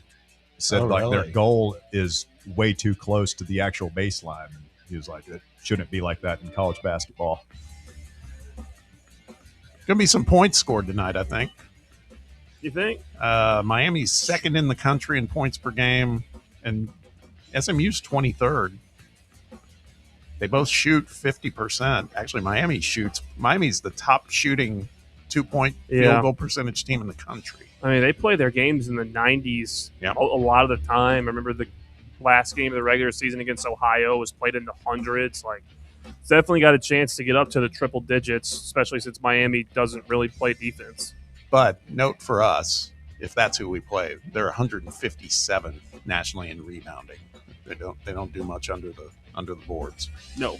Just viewed in a bubble, like just watching that game tonight, I'll probably be pulling for Miami just because they're the underdog. Yeah, I would be too. And it's such a fun story. I agree. And it's so funny. I don't know if that's better for us or not, but we keep saying now they're small, and it compared to our guys, they got a 6'8", 6'9" guy, but that's compared to what we've got up front. That's not very big. At number 2, Tennessee baseball rebounded from the Georgia series with a 10-3 win yesterday against Eastern Kentucky. After the game, Josh Elander addressed how he looked at his team after last weekend. He said 100% we got better. That was the theme, and if the ball goes 3 feet further, we got a chance to get 3 outs there. That's where our theme is. We talked about on Sundays, this or that. We just need to continue to get better. I watched that Stone Lawless thing multiple times last night because it's upsetting. I was thinking about that on the way in. Somebody mentioned that in passing yesterday, I think, and we haven't talked about it at all. And I could go on for a minute, but I'll try and keep it to the elevator pitch here. If that ball goes out and we go on to win that game, that is hey man, pardon my language, our nuts dropped moment. Yeah, and we got our swagger back. Yeah. But it does a matter of inches, literally. Georgia made an unbelievable play on it. And it's a embarrassing moment for the program, for him, for Elander, for all of us. And it's just inches from glory. Oh, man. I hate it for him because it wasn't. He looks terrible. I'm not going to sugarcoat it. It's a horrible look for the program. But damn it, man, if that ball had gone out, that would have been better than any bat flip ever. The bat spike, it was so violent. Yeah. I'm okay with it all, honestly. I mean, it showed me that they've still got that fire. Yeah. It's just we got to see it this weekend, man. We need a sweep so bad. So bad. We need a sweep. By the way, did you see Texas went down last night? We were just talking about them to Tarleton State. Really? I didn't see that, but the midweek minefield is as treacherous as it has ever been in that sport. We're probably going to get got at some point in one of these games, and it's going to suck, but everybody's getting got right now, and I'm glad we didn't yesterday because we just need to stack as many wins while we're going through whatever we're going through, and hopefully we can get that swagger back for real soon. Yep. At number 3, Duke will open the NCAA tournament Thursday without big man Patrick Ngongba, who continues to recover from a foot injury. There is also no update on guard Caleb Foster's foot injury as well. Duke that's it. They're pretty banged up. You can mark it. I think Duke's not making the Final Four. I don't have them making Just it because in of the injuries? Yeah, I just feel like, and there's so much dependence on Boozer, too. I mean, Isaiah Evans is good. Don't tell Dookie Dave. I know. They're still very good. It wouldn't surprise me if they get there, but I think somebody's going to get them. I don't know if it's St. John's or if it's Kansas or Michigan State, but they got a tough road. I mean, St. John's plays the way they played in that game against UConn. They could see them cruising. Yeah. Making a run at it. They obviously have, I would argue, the best coach in that region, too. I mean, Patino, say what you want, man. That guy's Think about St. John. I just don't think they have enough size when it comes down to it, especially on the bench. Yeah. It's true. At number 4. I'm not taking debate. Oh, go ahead. I have it coming up here in just a second. At number 4, the NIT tournament starts its second day of games tonight for teams who just missed out on March Madness. Some of the best games include Navy playing Wake Forest at 7, Dayton playing Bradley at 9, and Sam Houston playing New Mexico at 9 as well. Oh, man. I didn't even see. Did Stephen Pearl wriggle off the hook last night? They did. Yeah, they won the game. Right. They rallied in the second half. Even most wins by a first-year head coach in Auburn history. He's special, man. I saw that social media graphic. Very Butch Jonesy. Oh, man, It was so butchy. Butch Jones is ass. It's amazing. I thought they were done. That's what I said on the basketball wrap-up on Monday. I was like, well, thankfully their social media team can tamp it down now, but here they come with more stuff. What do you say? Navy and Wake? Is that or Army? Navy and Wake. Navy, a team that was one of the best teams in their conference and got knocked out in the conference tournament. Which former Tennessee head coach was head coach at Navy? Don DeVoe. Yep. Look at the big brain on Bear. Well done, sir. Thank you. You get a gold star for today. There's your Buckeye sticker. Here's your Buckeye. And at number 5, legendary radio host Mike Francesa had a hilarious moment earlier this week when he said that St. John's player Zuby Ejiofor transferred from Kansas to St. John's because he didn't want to sit behind Joel Embiid any longer, despite Embiid having left Kansas 13 years ago. He left Kansas because of Joel Embiid, Francesa said, and Embiid is a different player. Embiid, when he's healthy, is a guy that can score 50 points in the NBA. He's a big-time talent. It's not a big deal that Embiid was over him. I mean, that happens. He came and he found a home and had one of the great careers in St. John's. Zuby Ejiofor was 9 years old when Joel Embiid played his last game in Kansas. Was this guy drunk?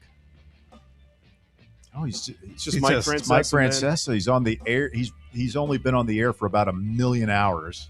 Except he's not on the radio anymore, right? He just does this streaming thing. Is that on Yes Network or something? Yeah. I mean, Yeah, he's an OG sports radio made man. It used to be Mike and the Mad Dog, right? With yeah, but I mean, obviously something was wrong with him. Well, he said that he met Hunter Dickinson. Yes. Yeah. Which he might have. That made more sense, I would say. Hunter Dickinson ain't scoring 50 points in damn NBA. Yeah, that's what. Are we buying that? No, I'm not.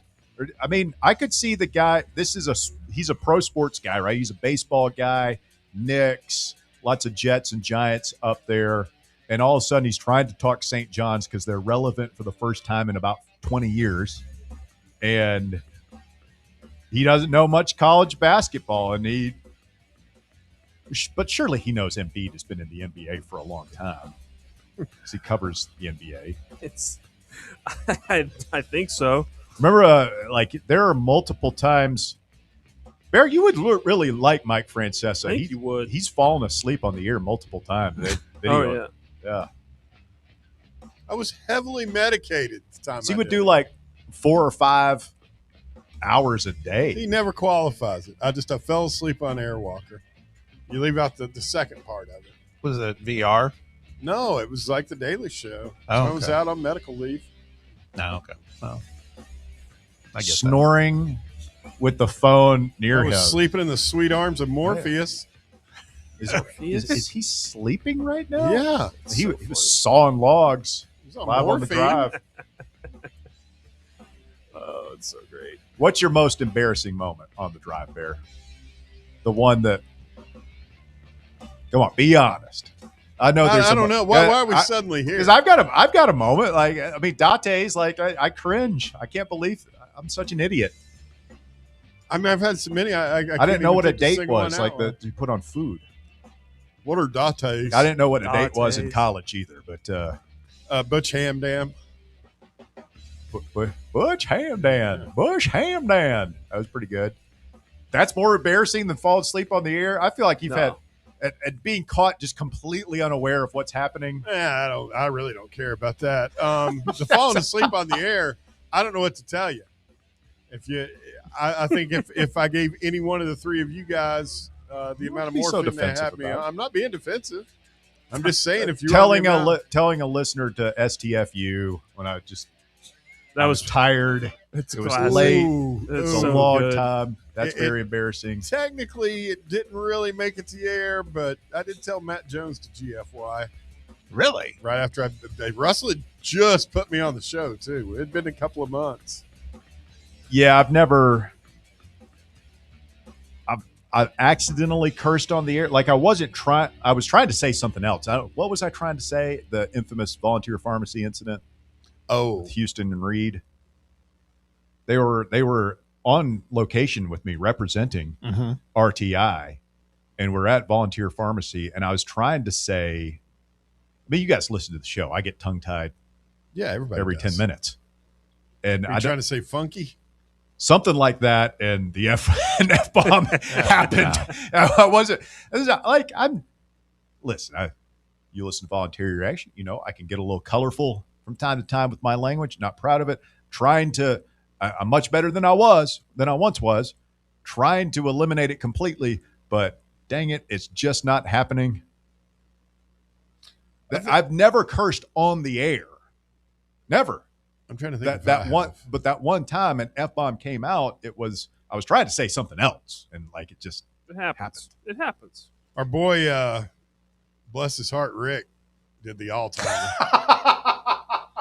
I was trying to talk about a player named Mike Hunt. Yeah. And it came out as my... Yep. I may or may not have dropped a obscenity like in week 3 of me doing radio back here with John Reed. Yeah, you did. On purpose?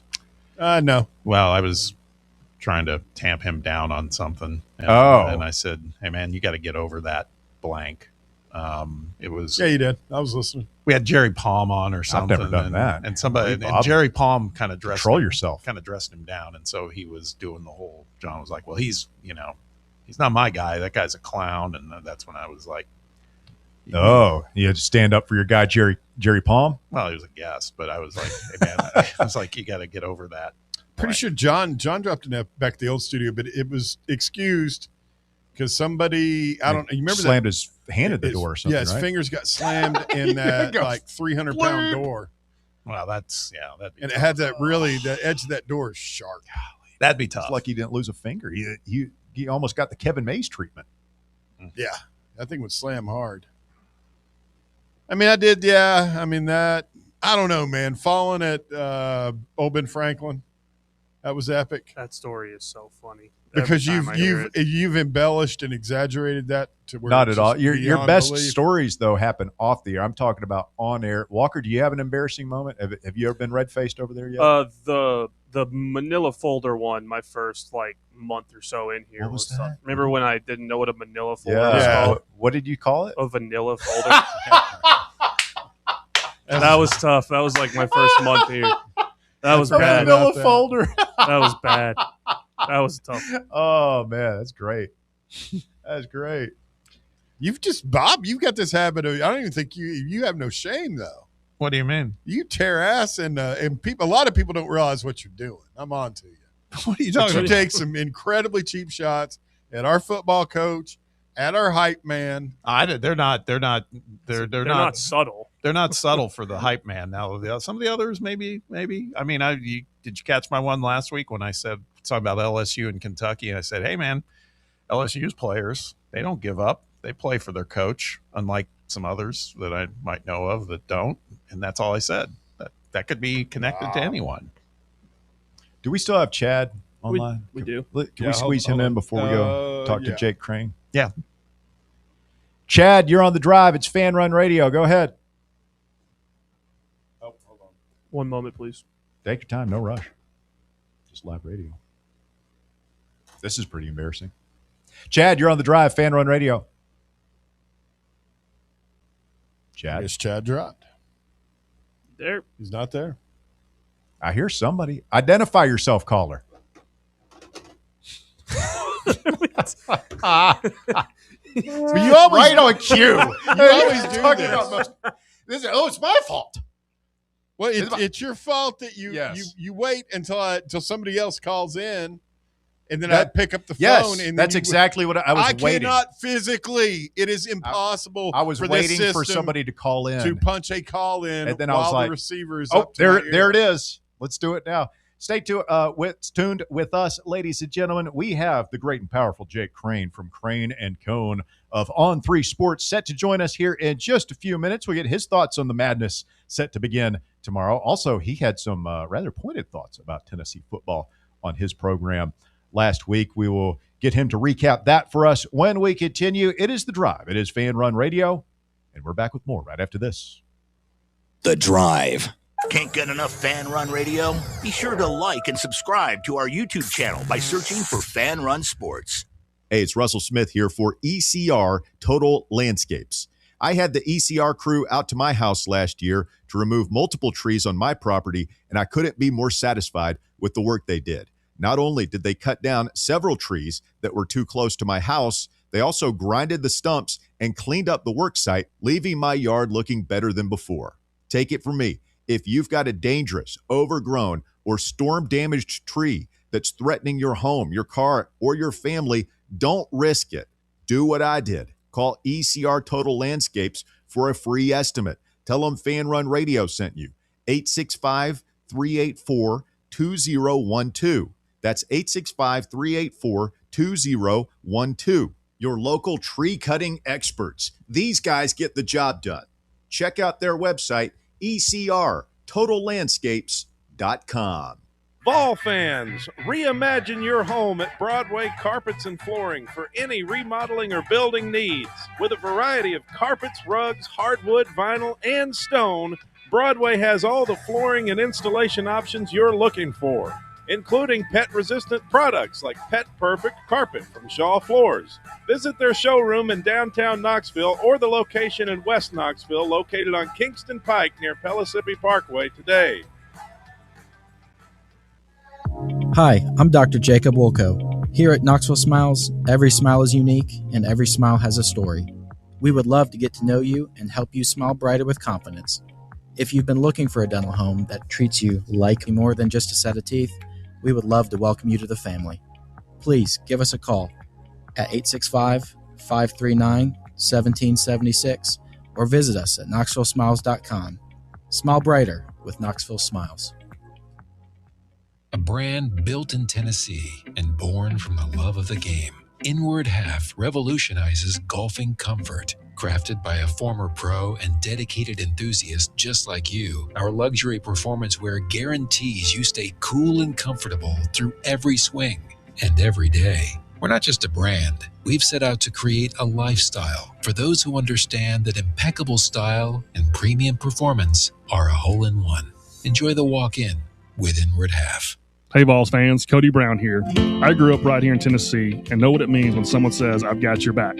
That's why you can trust Farm Bureau Insurance of Tennessee. Whether it's your home, your vehicle, your family's future, or the business you built from the ground up, we will show up for all of your insurance needs.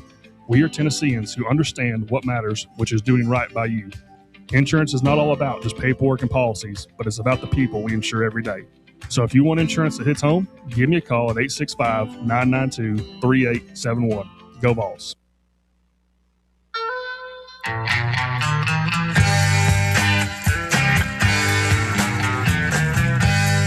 It's Fan Run Radio. The Drive continues. Wednesday afternoon edition of the show. Russell, Bob, and Bear back with you. Walker Smith through the glass this afternoon in the White Claw Hard Seltzer Studios. And pleased to be joined by Jake Crane of Crane & Cone with On 3 Sports. Good afternoon, Jake. How are you, sir? Oh, man, I'm so excited about waking up and just watching college basketball all day tomorrow. Yes, college baseball's in full swing. It ain't football. Nobody's arguing it is, but it's a great time of year. Got to love the first 2 days of the NCAA tournament. I think they should be national holidays, but I don't think they're listening to me. The amount of guys who are on their third vasectomy at this point is alarming. A lot of frozen peas being sold this week. That business is booming, no doubt about it. Jake, I know you've made your way, I believe, up to the Volunteer State, but I know you've got a lot of connections in Alabama. Are you and your loved ones marked safe from Nate Oates' basketball program today? Well, I mean, it's going to be tough to get any weed in Tuscaloosa after what happened. But, look, to be honest with you, and I watched, Auburn play last night in the NIT. They're not a tournament team. They don't deserve it. But he's got one more year. Like, you got a year to show that, hey, this is an anomaly, this, that, or the other. I don't think tweeting out 18 wins, is like a record for the first. I'm not saying Steven's the worst coach ever. I think he's got a chance to get it done, but somebody in that room's got to tell them – I know it's not Steven, but they got to tell him to stop doing this. Yeah, I agree. We've been Butch Jones thinks yes. that's a bad look, promoting that. I was just going to say, Jake, it's taken us back to the Butch Jones era. We're starting to have a little PTSD seeing all this stuff. Because it's like being the skinniest kid at fat camp. Like, congrats, but that's still not good. Yeah, exactly. I appreciate you saying that, because the whole topic that has been going on about Miami of Ohio versus a team like Auburn, and I think Bruce tried to reel some of that stuff back in. And don't get me wrong. I mean, as a matter of fact, Tennessee could be playing Miami on Friday, but I'm sorry, the situation. Take the metrics aside, 31-1. They may not be in the tournament for very long, but they deserve to be where they are. All right, so this is kind of the thought experiment that I've run on this.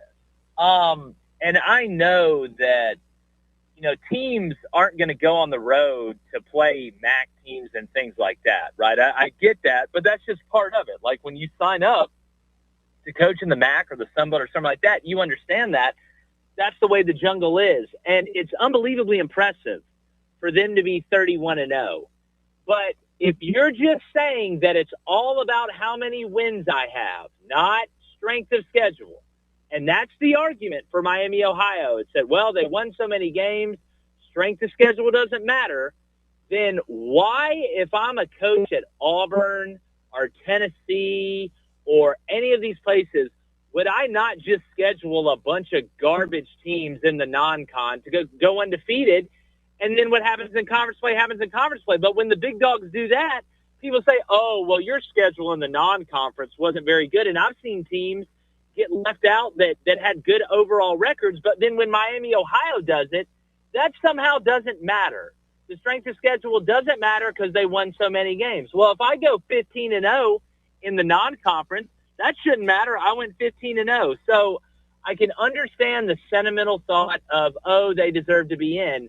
But watch what SMU is going to do to them tonight. There's a reason we don't let the Ivy League schools in the college football playoff.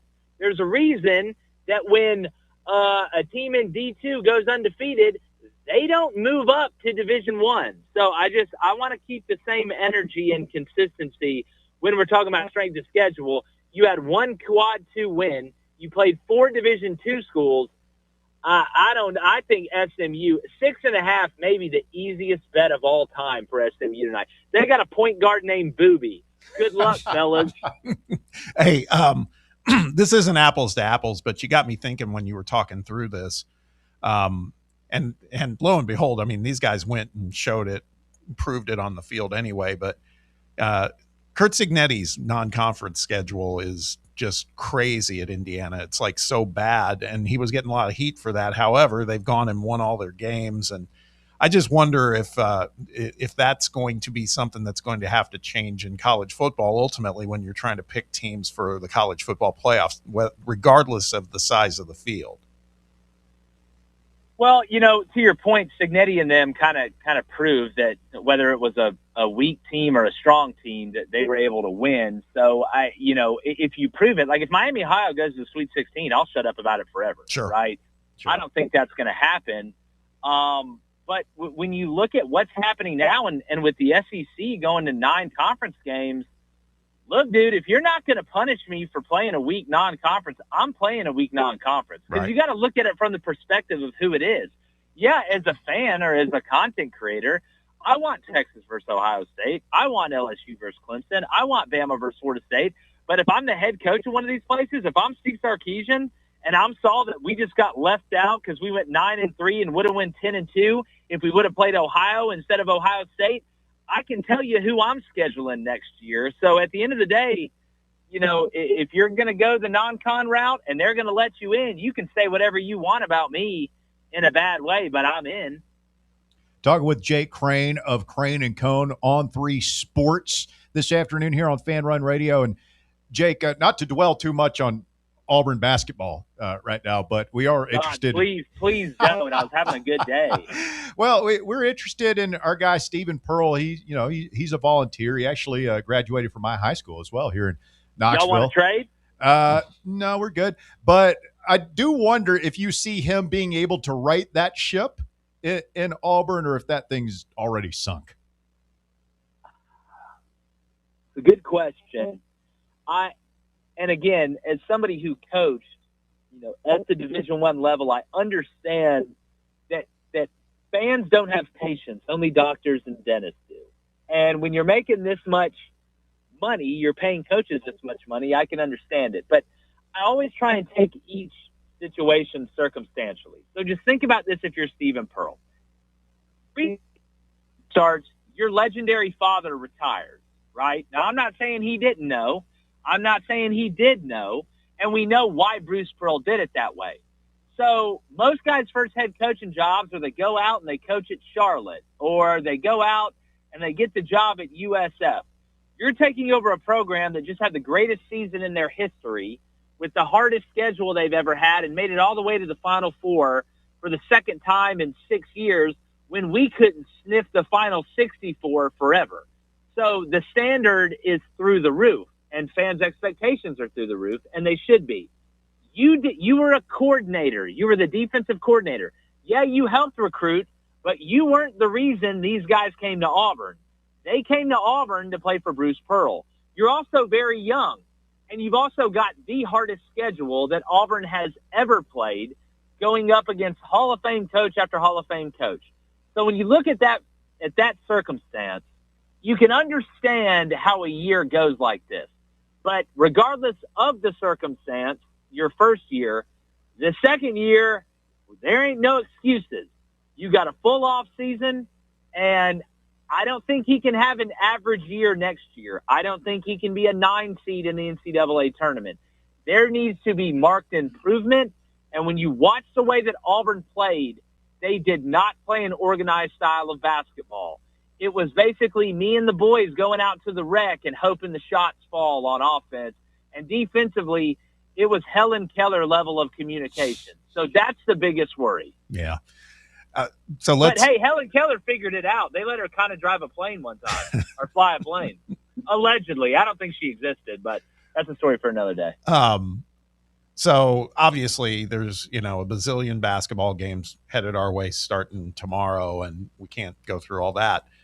But I do want to ask you this. I mean, it feels like there was a moment in time just like a couple weeks ago where I was thinking, okay, this could be, again, another year of chalk Final Four with all the 1 seeds, et cetera, because it felt like there's such a delta between Michigan, Arizona, Duke, and in this case, the way Florida's been playing. But some things happen in those conference tournaments that we try not to put too much stock in. However, I'm not so sure now that it's going to be that way for that Final Four. Who do you think out of those 1 seeds maybe is the most vulnerable to get knocked off, not necessarily in the first couple of rounds, but somewhere after the Sweet 16? Well, the easy answer is Florida, right? Because sure, they're the last 4 seed. But I'm going to go the other way here. I think they screwed Duke, man. There you go. And Auburn's seed last year was the number 1 overall seed. I thought their region was disgustingly tough to be the number 1 overall seed. But you just look at who Duke could possibly have to go through. I mean, the things they're going to do to Siena, I'm not even talking about that. I don't know if it'll even be a color anymore after what they do to them. But when you look at who else is over there and who they could possibly match up with, Ohio State, if they beat TCU, that ain't a walk in the park. You've got the Big East champion. You could possibly get Kansas. You could probably end up possibly getting Michigan State and then UConn there.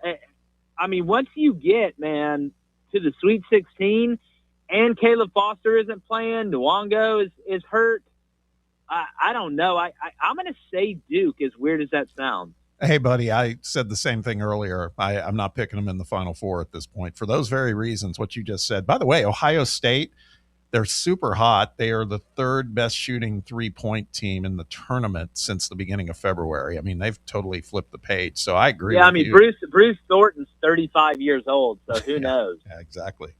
All I know is my bracket's already in shambles, and the damn thing hasn't even started yet. So that's about par for the course. Jake Crane with us, Crane and Cone on 3 Sports. Hey, Jake, I see where you guys did a deep dive a few weeks ago on Tennessee football.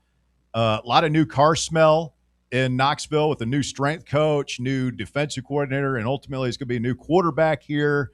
What was the consensus with your crew on the current state of things with the Vols?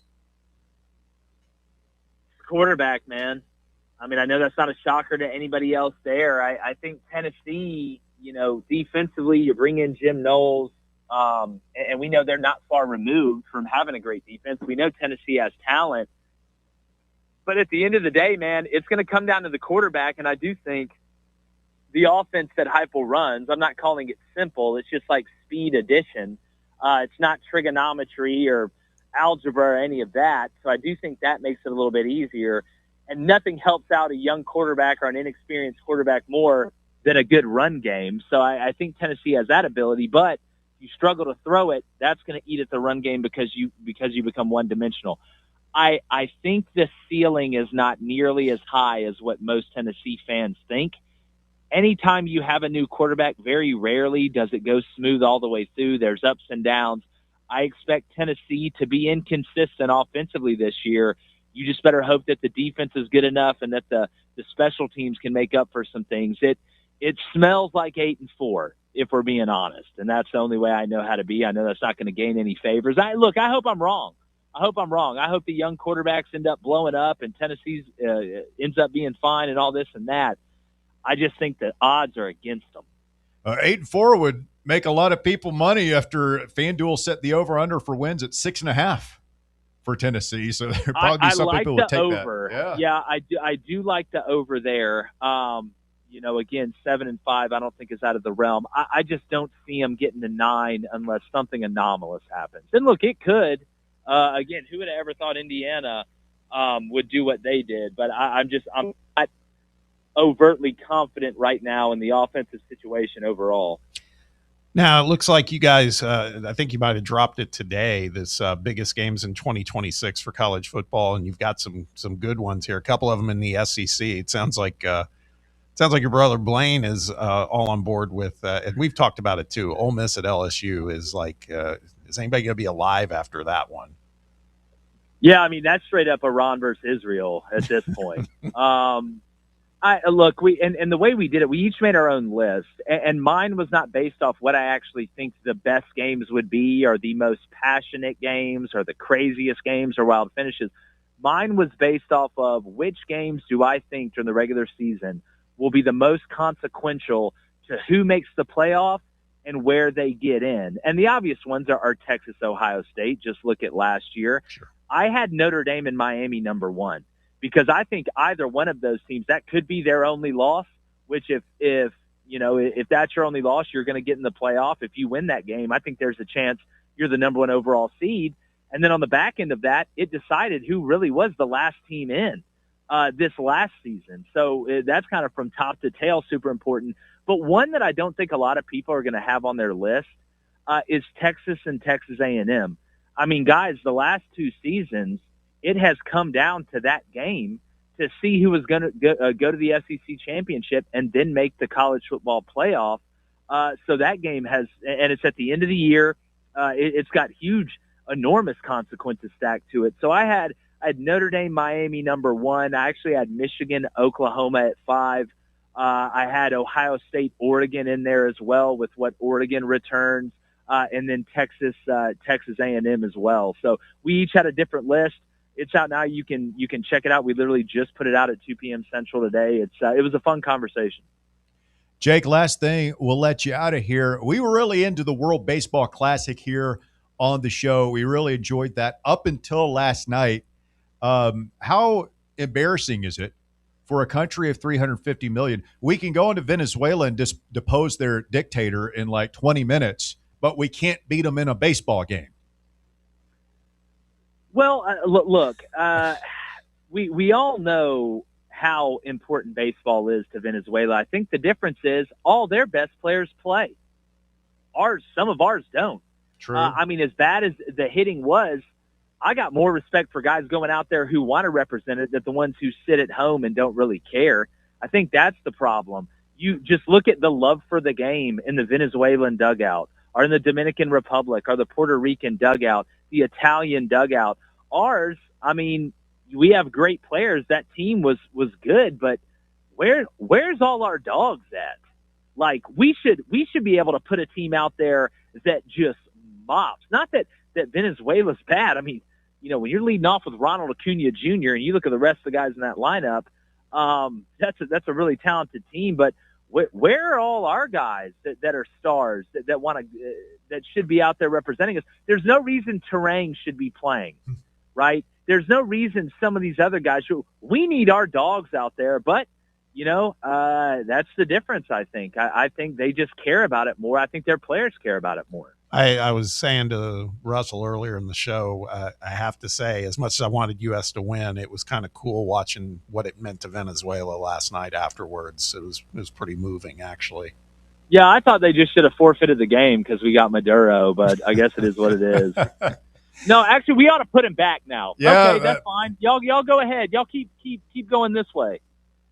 We'll keep the gas, though. We need it yeah, right now. just be careful in those boats.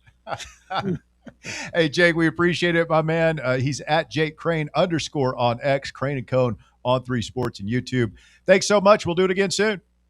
All right, guys. Appreciate it. Thank you, buddy. Jake Crane, one more time. Do we have a better American second baseman than Bryce Terang? That's a good question. Let me do some quick research. Simo. Trey Turner. Simo. I mean, Trey Turner is a sophomore by trade, or shortstop by trade, but he could play second. Okay, man. Yeah. I don't know. After all the middle infielders I know are of Latin descent. So I mean, there really aren't many. I mean, the only other really Altuve good one, is he's Venezuelan, okay. didn't play. And he didn't play? No, he didn't play. He was hurt. Nico Horner is probably one of the better ones for the Chicago Cubs. Is he better than Terang? I think they're kind of one I think Terang is on a much higher trajectory. Yeah. I agree. Other than that, like unless Jazz Chisholm wants to join America instead of playing for Great Britain. Not to argue with the guest, I thought our lineup, even though, and this is kind of why I'm redneck mad about it, is I think they kind of gagged. And like we said earlier, and Jake reiterated, it meant more to the Venezuelans. They were so much more into it. I thought our body language was terrible. We looked like we were gagging. Yeah. I thought our lineup was actually pretty good. But the pitching to, talking about Scooble and are there other guys? I'm assuming there are a couple of other dudes that just – where was Garrett Crochet? Yeah, Garrett Crochet wasn't there. No. Is Max Fried hurt, wasn't there. Chris Sale. Chris Sale wasn't there.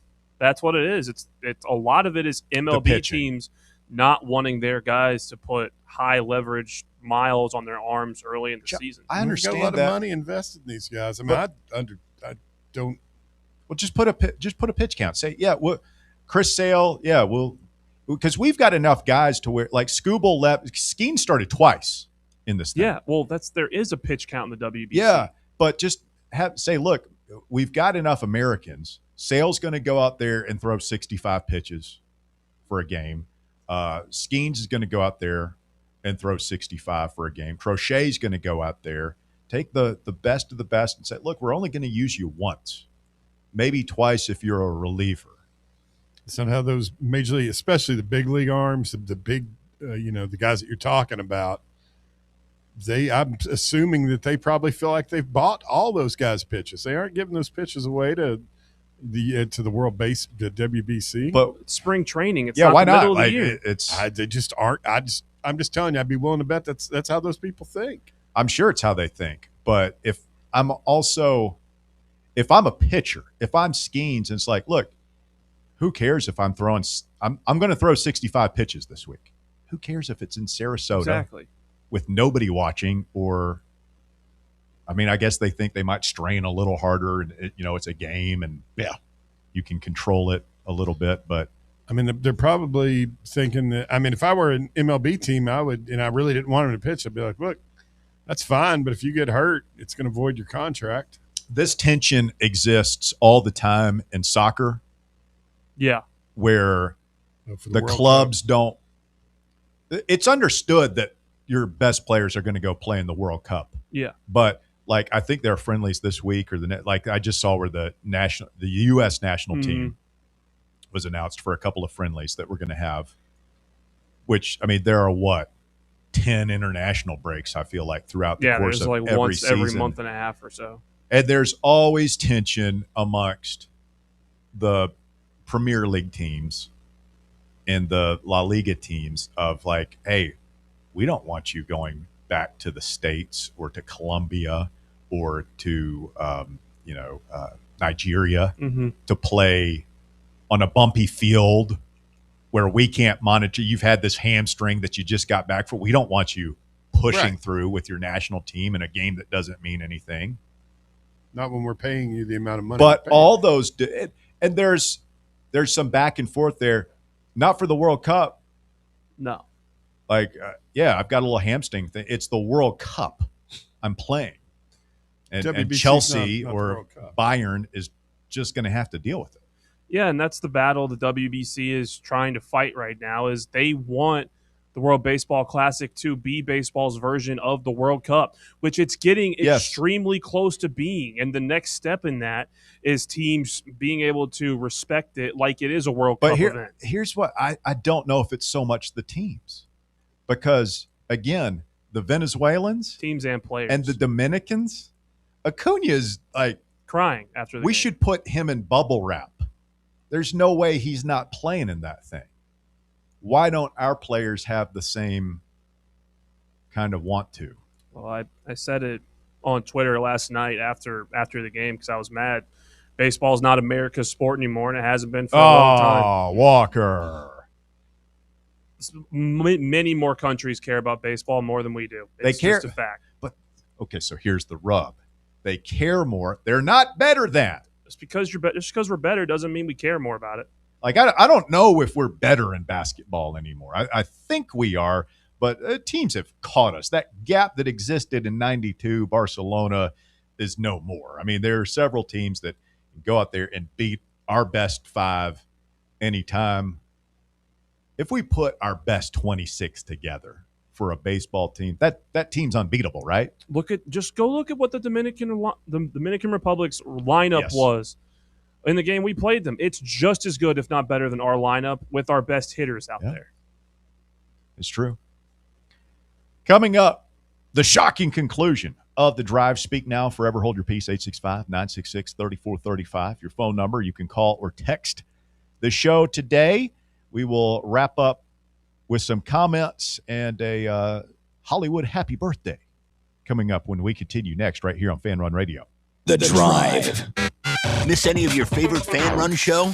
Listen to the podcast on our free Fan Run Radio app or wherever you listen to podcasts. The Drive's King of the Bracket. Are you an expert in bracketology? You must practice hard to become the bracket Jedi, you must. Do you love March Madness? Bring me my Hossenpfeffer and my bracket. Are you a master in the art of lines and circles? Why do you fill out a bracket every year? It makes me feel good. Boosts my self-esteem. Well, now your time has come. The Drive's King of the Bracket. Oh, grasshopper, snatch this bracket from my hand. Make your picks before the NCAA tournament tips off this Thursday for your chance to be crowned King of the Bracket. Alas, are you King of the Bracket? So find The Drive on Facebook, find the link, and become King of the Bracket. It's good to be the king. King of the Brackets is brought to you by Crown Cleaners. Visit crowncleaners.com to find out more. Crown Cleaners, a tradition of excellence. What kind of day is it? It's a White Claw day. Grab a pack, grab your friends. Everything else in life can wait. Your friends shouldn't. Let's go. White Claw. Grab life by the claw. Please drink responsibly. Hard seltzer with flavors. White Claw Seltzer Works, Chicago, Illinois. Welcome to Axle Logistics, where excellence isn't just a goal, it's an energy. As a leading third-party logistics company, Axle is powered by an award-winning culture built on a work hard, play hard mentality. Here, the drive for success is contagious and hard work never goes unnoticed. Whether you're just starting out or looking to level up, Axle Logistics is the place to launch your career. Join us and take your ambition to the stars. To learn more, visit axlelogistics.com. Citizens National Bank. Life is more fun with a Good Life checking account from Citizens National Bank, offering extra benefits including bank travel. This September, experience the perfect fall getaway on the New England Rails and Sails Tour, or join CNB in October to chase the Northern Lights in Iceland.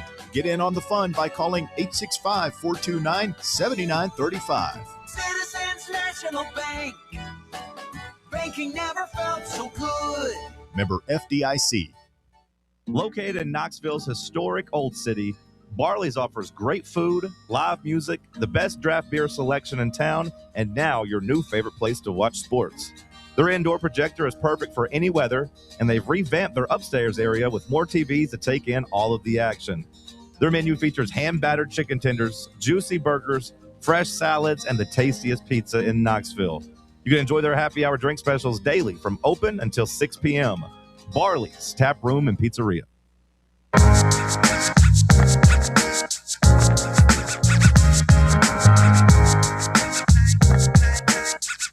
Fan Run Radio. The drive continues, wrapping up on a Wednesday afternoon. Be sure to get your picks in for King of the Bracket, our annual bracket contest presented by Crown Cleaners. We really appreciate them. It's all done online. It's all free. It's always fun. I filled out my picks. It took me like 3 minutes to do the entire bracket. I go quickly. I don't spend a lot of time. Really just gut instinct? Analyzing. Yeah. If I don't know, I just pick the higher seed. You going to be available tonight for advice, Bob? You do anything for yourself. Just I'll be here. Yeah, you can reach out. Right, thank you, sir. Outsource all your picks. No, Bob's like my sensei when it comes to picking Yes, college basketball. you're outsourcing your picks. You're letting him choose for you. No, I'm going to get if his he gives advice. you if he tells you something, are you going to argue with him? Probably not. So you're taking his picks. No, I'm not taking his picks. I'm going to bounce stuff off of him. Look, you want me to not utilize a resource I've never had on this show? No, it's somebody with actual knowledgeable college basketball picks. You make your picks. Inside I made my information. picks. Walker's making his picks. Bob made his picks, and Bob made your picks. You see how this is? Bob won't. All right, Bob. I won't bug you tonight with questions about my picks. Never ask me for my picks. No, Russell doesn't like He it. sounds so beaten down. I won't do it. No, it's okay. If you want to, you can. That's all right. I like talking basketball with Bob. Yeah. Look for the link. It's at facebook.com/The Drive with Russell Smith. That's the easiest way. It's at the top of my Twitter feed. We're retweeting it from the @Fox Sports Knox account. The best ways to find that and make your picks to win fabulous gifts and prizes. Happy 75th birthday to Kurt Russell. Wow. He still looks good, man. Favorite Kurt Russell film? Used Cars. What? Used Cars? The hell is that? It was one of his first movies. It's incredible. Over Tombstone? And Big Trouble in Little China? He was Snake Plissken. I like Tequila Sunrise. Never seen that one. That was good. Him That and was Mel Mel Gibson. Gibson. Yeah. Michelle Pfeiffer. What else? He's in Tango and Cash, wasn't he, with Sylvester Stallone? Yep. I don't know. I mean, when you say it like that, there's all different kinds, but I first became aware of Kurt Russell. There was a movie called Used Cars, and it was funny as hell. Never heard that. And I was like 12 or 13. He was on in some HBO. stinkers, too, like in the 80s. And they showed boobs on What was the movie. football movie with Goldie Hawn? No, Wildcats. He wasn't in Wildcats. He was in with Robin Williams. Yes, where they were going back because Robin Williams, Reno Hightower was his character's name. I'm almost positive that was a great movie. They went back and played their arch rival to kind of change. He was Kurt Russell was a baseball player. Yep. Is he actually? Yeah, he was in. I think he was a pro player. I think it's probably The Hateful Eight. Yeah, he was great. But The Thing is really good. It's really good. Yeah. And also Miracle is a great movie. Oh, yeah.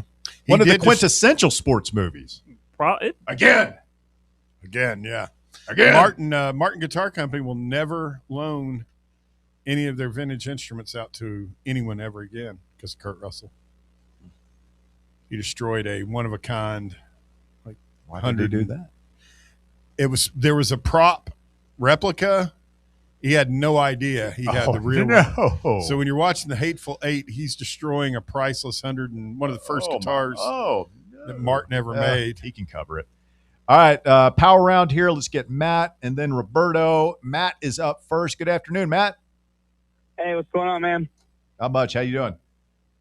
Nothing much. I'd like to double down on our phone call yesterday, if that's okay. Okay.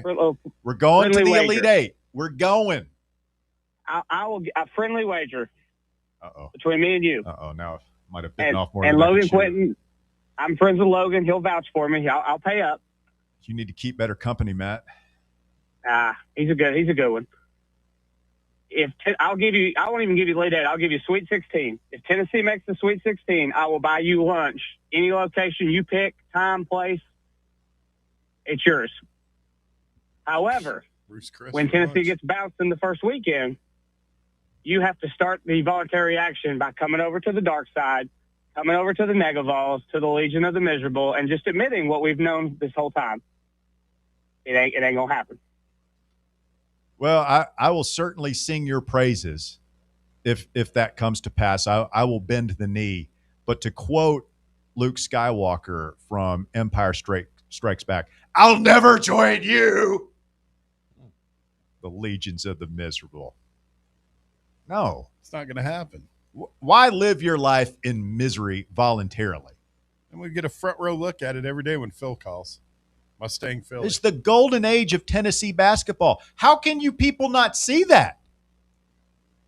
What, 6 tournaments in a row now? 8? 2 Elite Eights in a row. Yeah. And it's going to be 3. It's going to be 3, Matt. 3 in a row. We're going. Nate Amon's going to strap us on his back like a little child. We're going to go for a ride on Nate's back. Roberto will be the final call of the day. Good afternoon, Roberto. I would like to volunteer Russ's tribute so that Nate Amont's ankle can miraculously heal and we can make an early date run. Would you give up your right ankle for his? Sure. I've had just walking around on a stub. stub. It's just an ankle. We cut your like whole forever. foot off? Like just no. For like a month and a half, you have to walk with a limp. Like I'm severe high ankle sprain. Like Kaiser Sose. Oh yeah. We wouldn't see you if you had high ankle sprain like that. I would let you break my leg for a Final Four. Just saw my femur right in half. Jesus. Just hit you with I want to go. Can arrange that. I want to go. Would you let me smash your kneecap with a crowbar? For a Final Four? Yes. Can I be sedated? No. Ugh. After it's over. Yeah, I would, because everybody would love me because they would know what I gave up. What I sacrificed. They would build a statue next to Pat Summit for Russell. Of me holding my knee going, ah! Me and Bob and Bear standing with a crowbar over him. the hell out of him. Some gave all. That's right. Well, guys, the real reason for my call was Tennessee baseball, but I'll table that for tomorrow. I want to say this about Kurt Russell. Tombstone is his best film, but the most underrated of all his films are the Christmas Chronicles. Have you seen him as Santa Claus? Elite. Oh. See ya. Oh. You going to say something? Just stand there and bleed. You just want to let you know you're in my chair. Let's get in that smoke bag. See what happens. Straight to hell. All right. That is it on a Wednesday. We'll be back tomorrow, 3 to 6, right here on Fan Run Radio.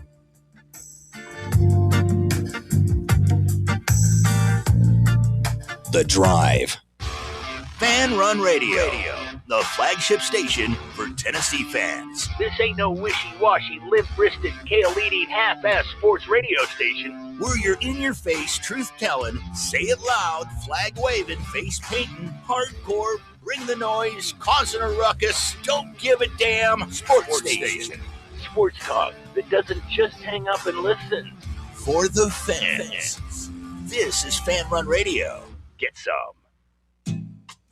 Surfside is made with vodka, real tea, and real juice, and has only 100 calories, 2 grams of sugar, and 0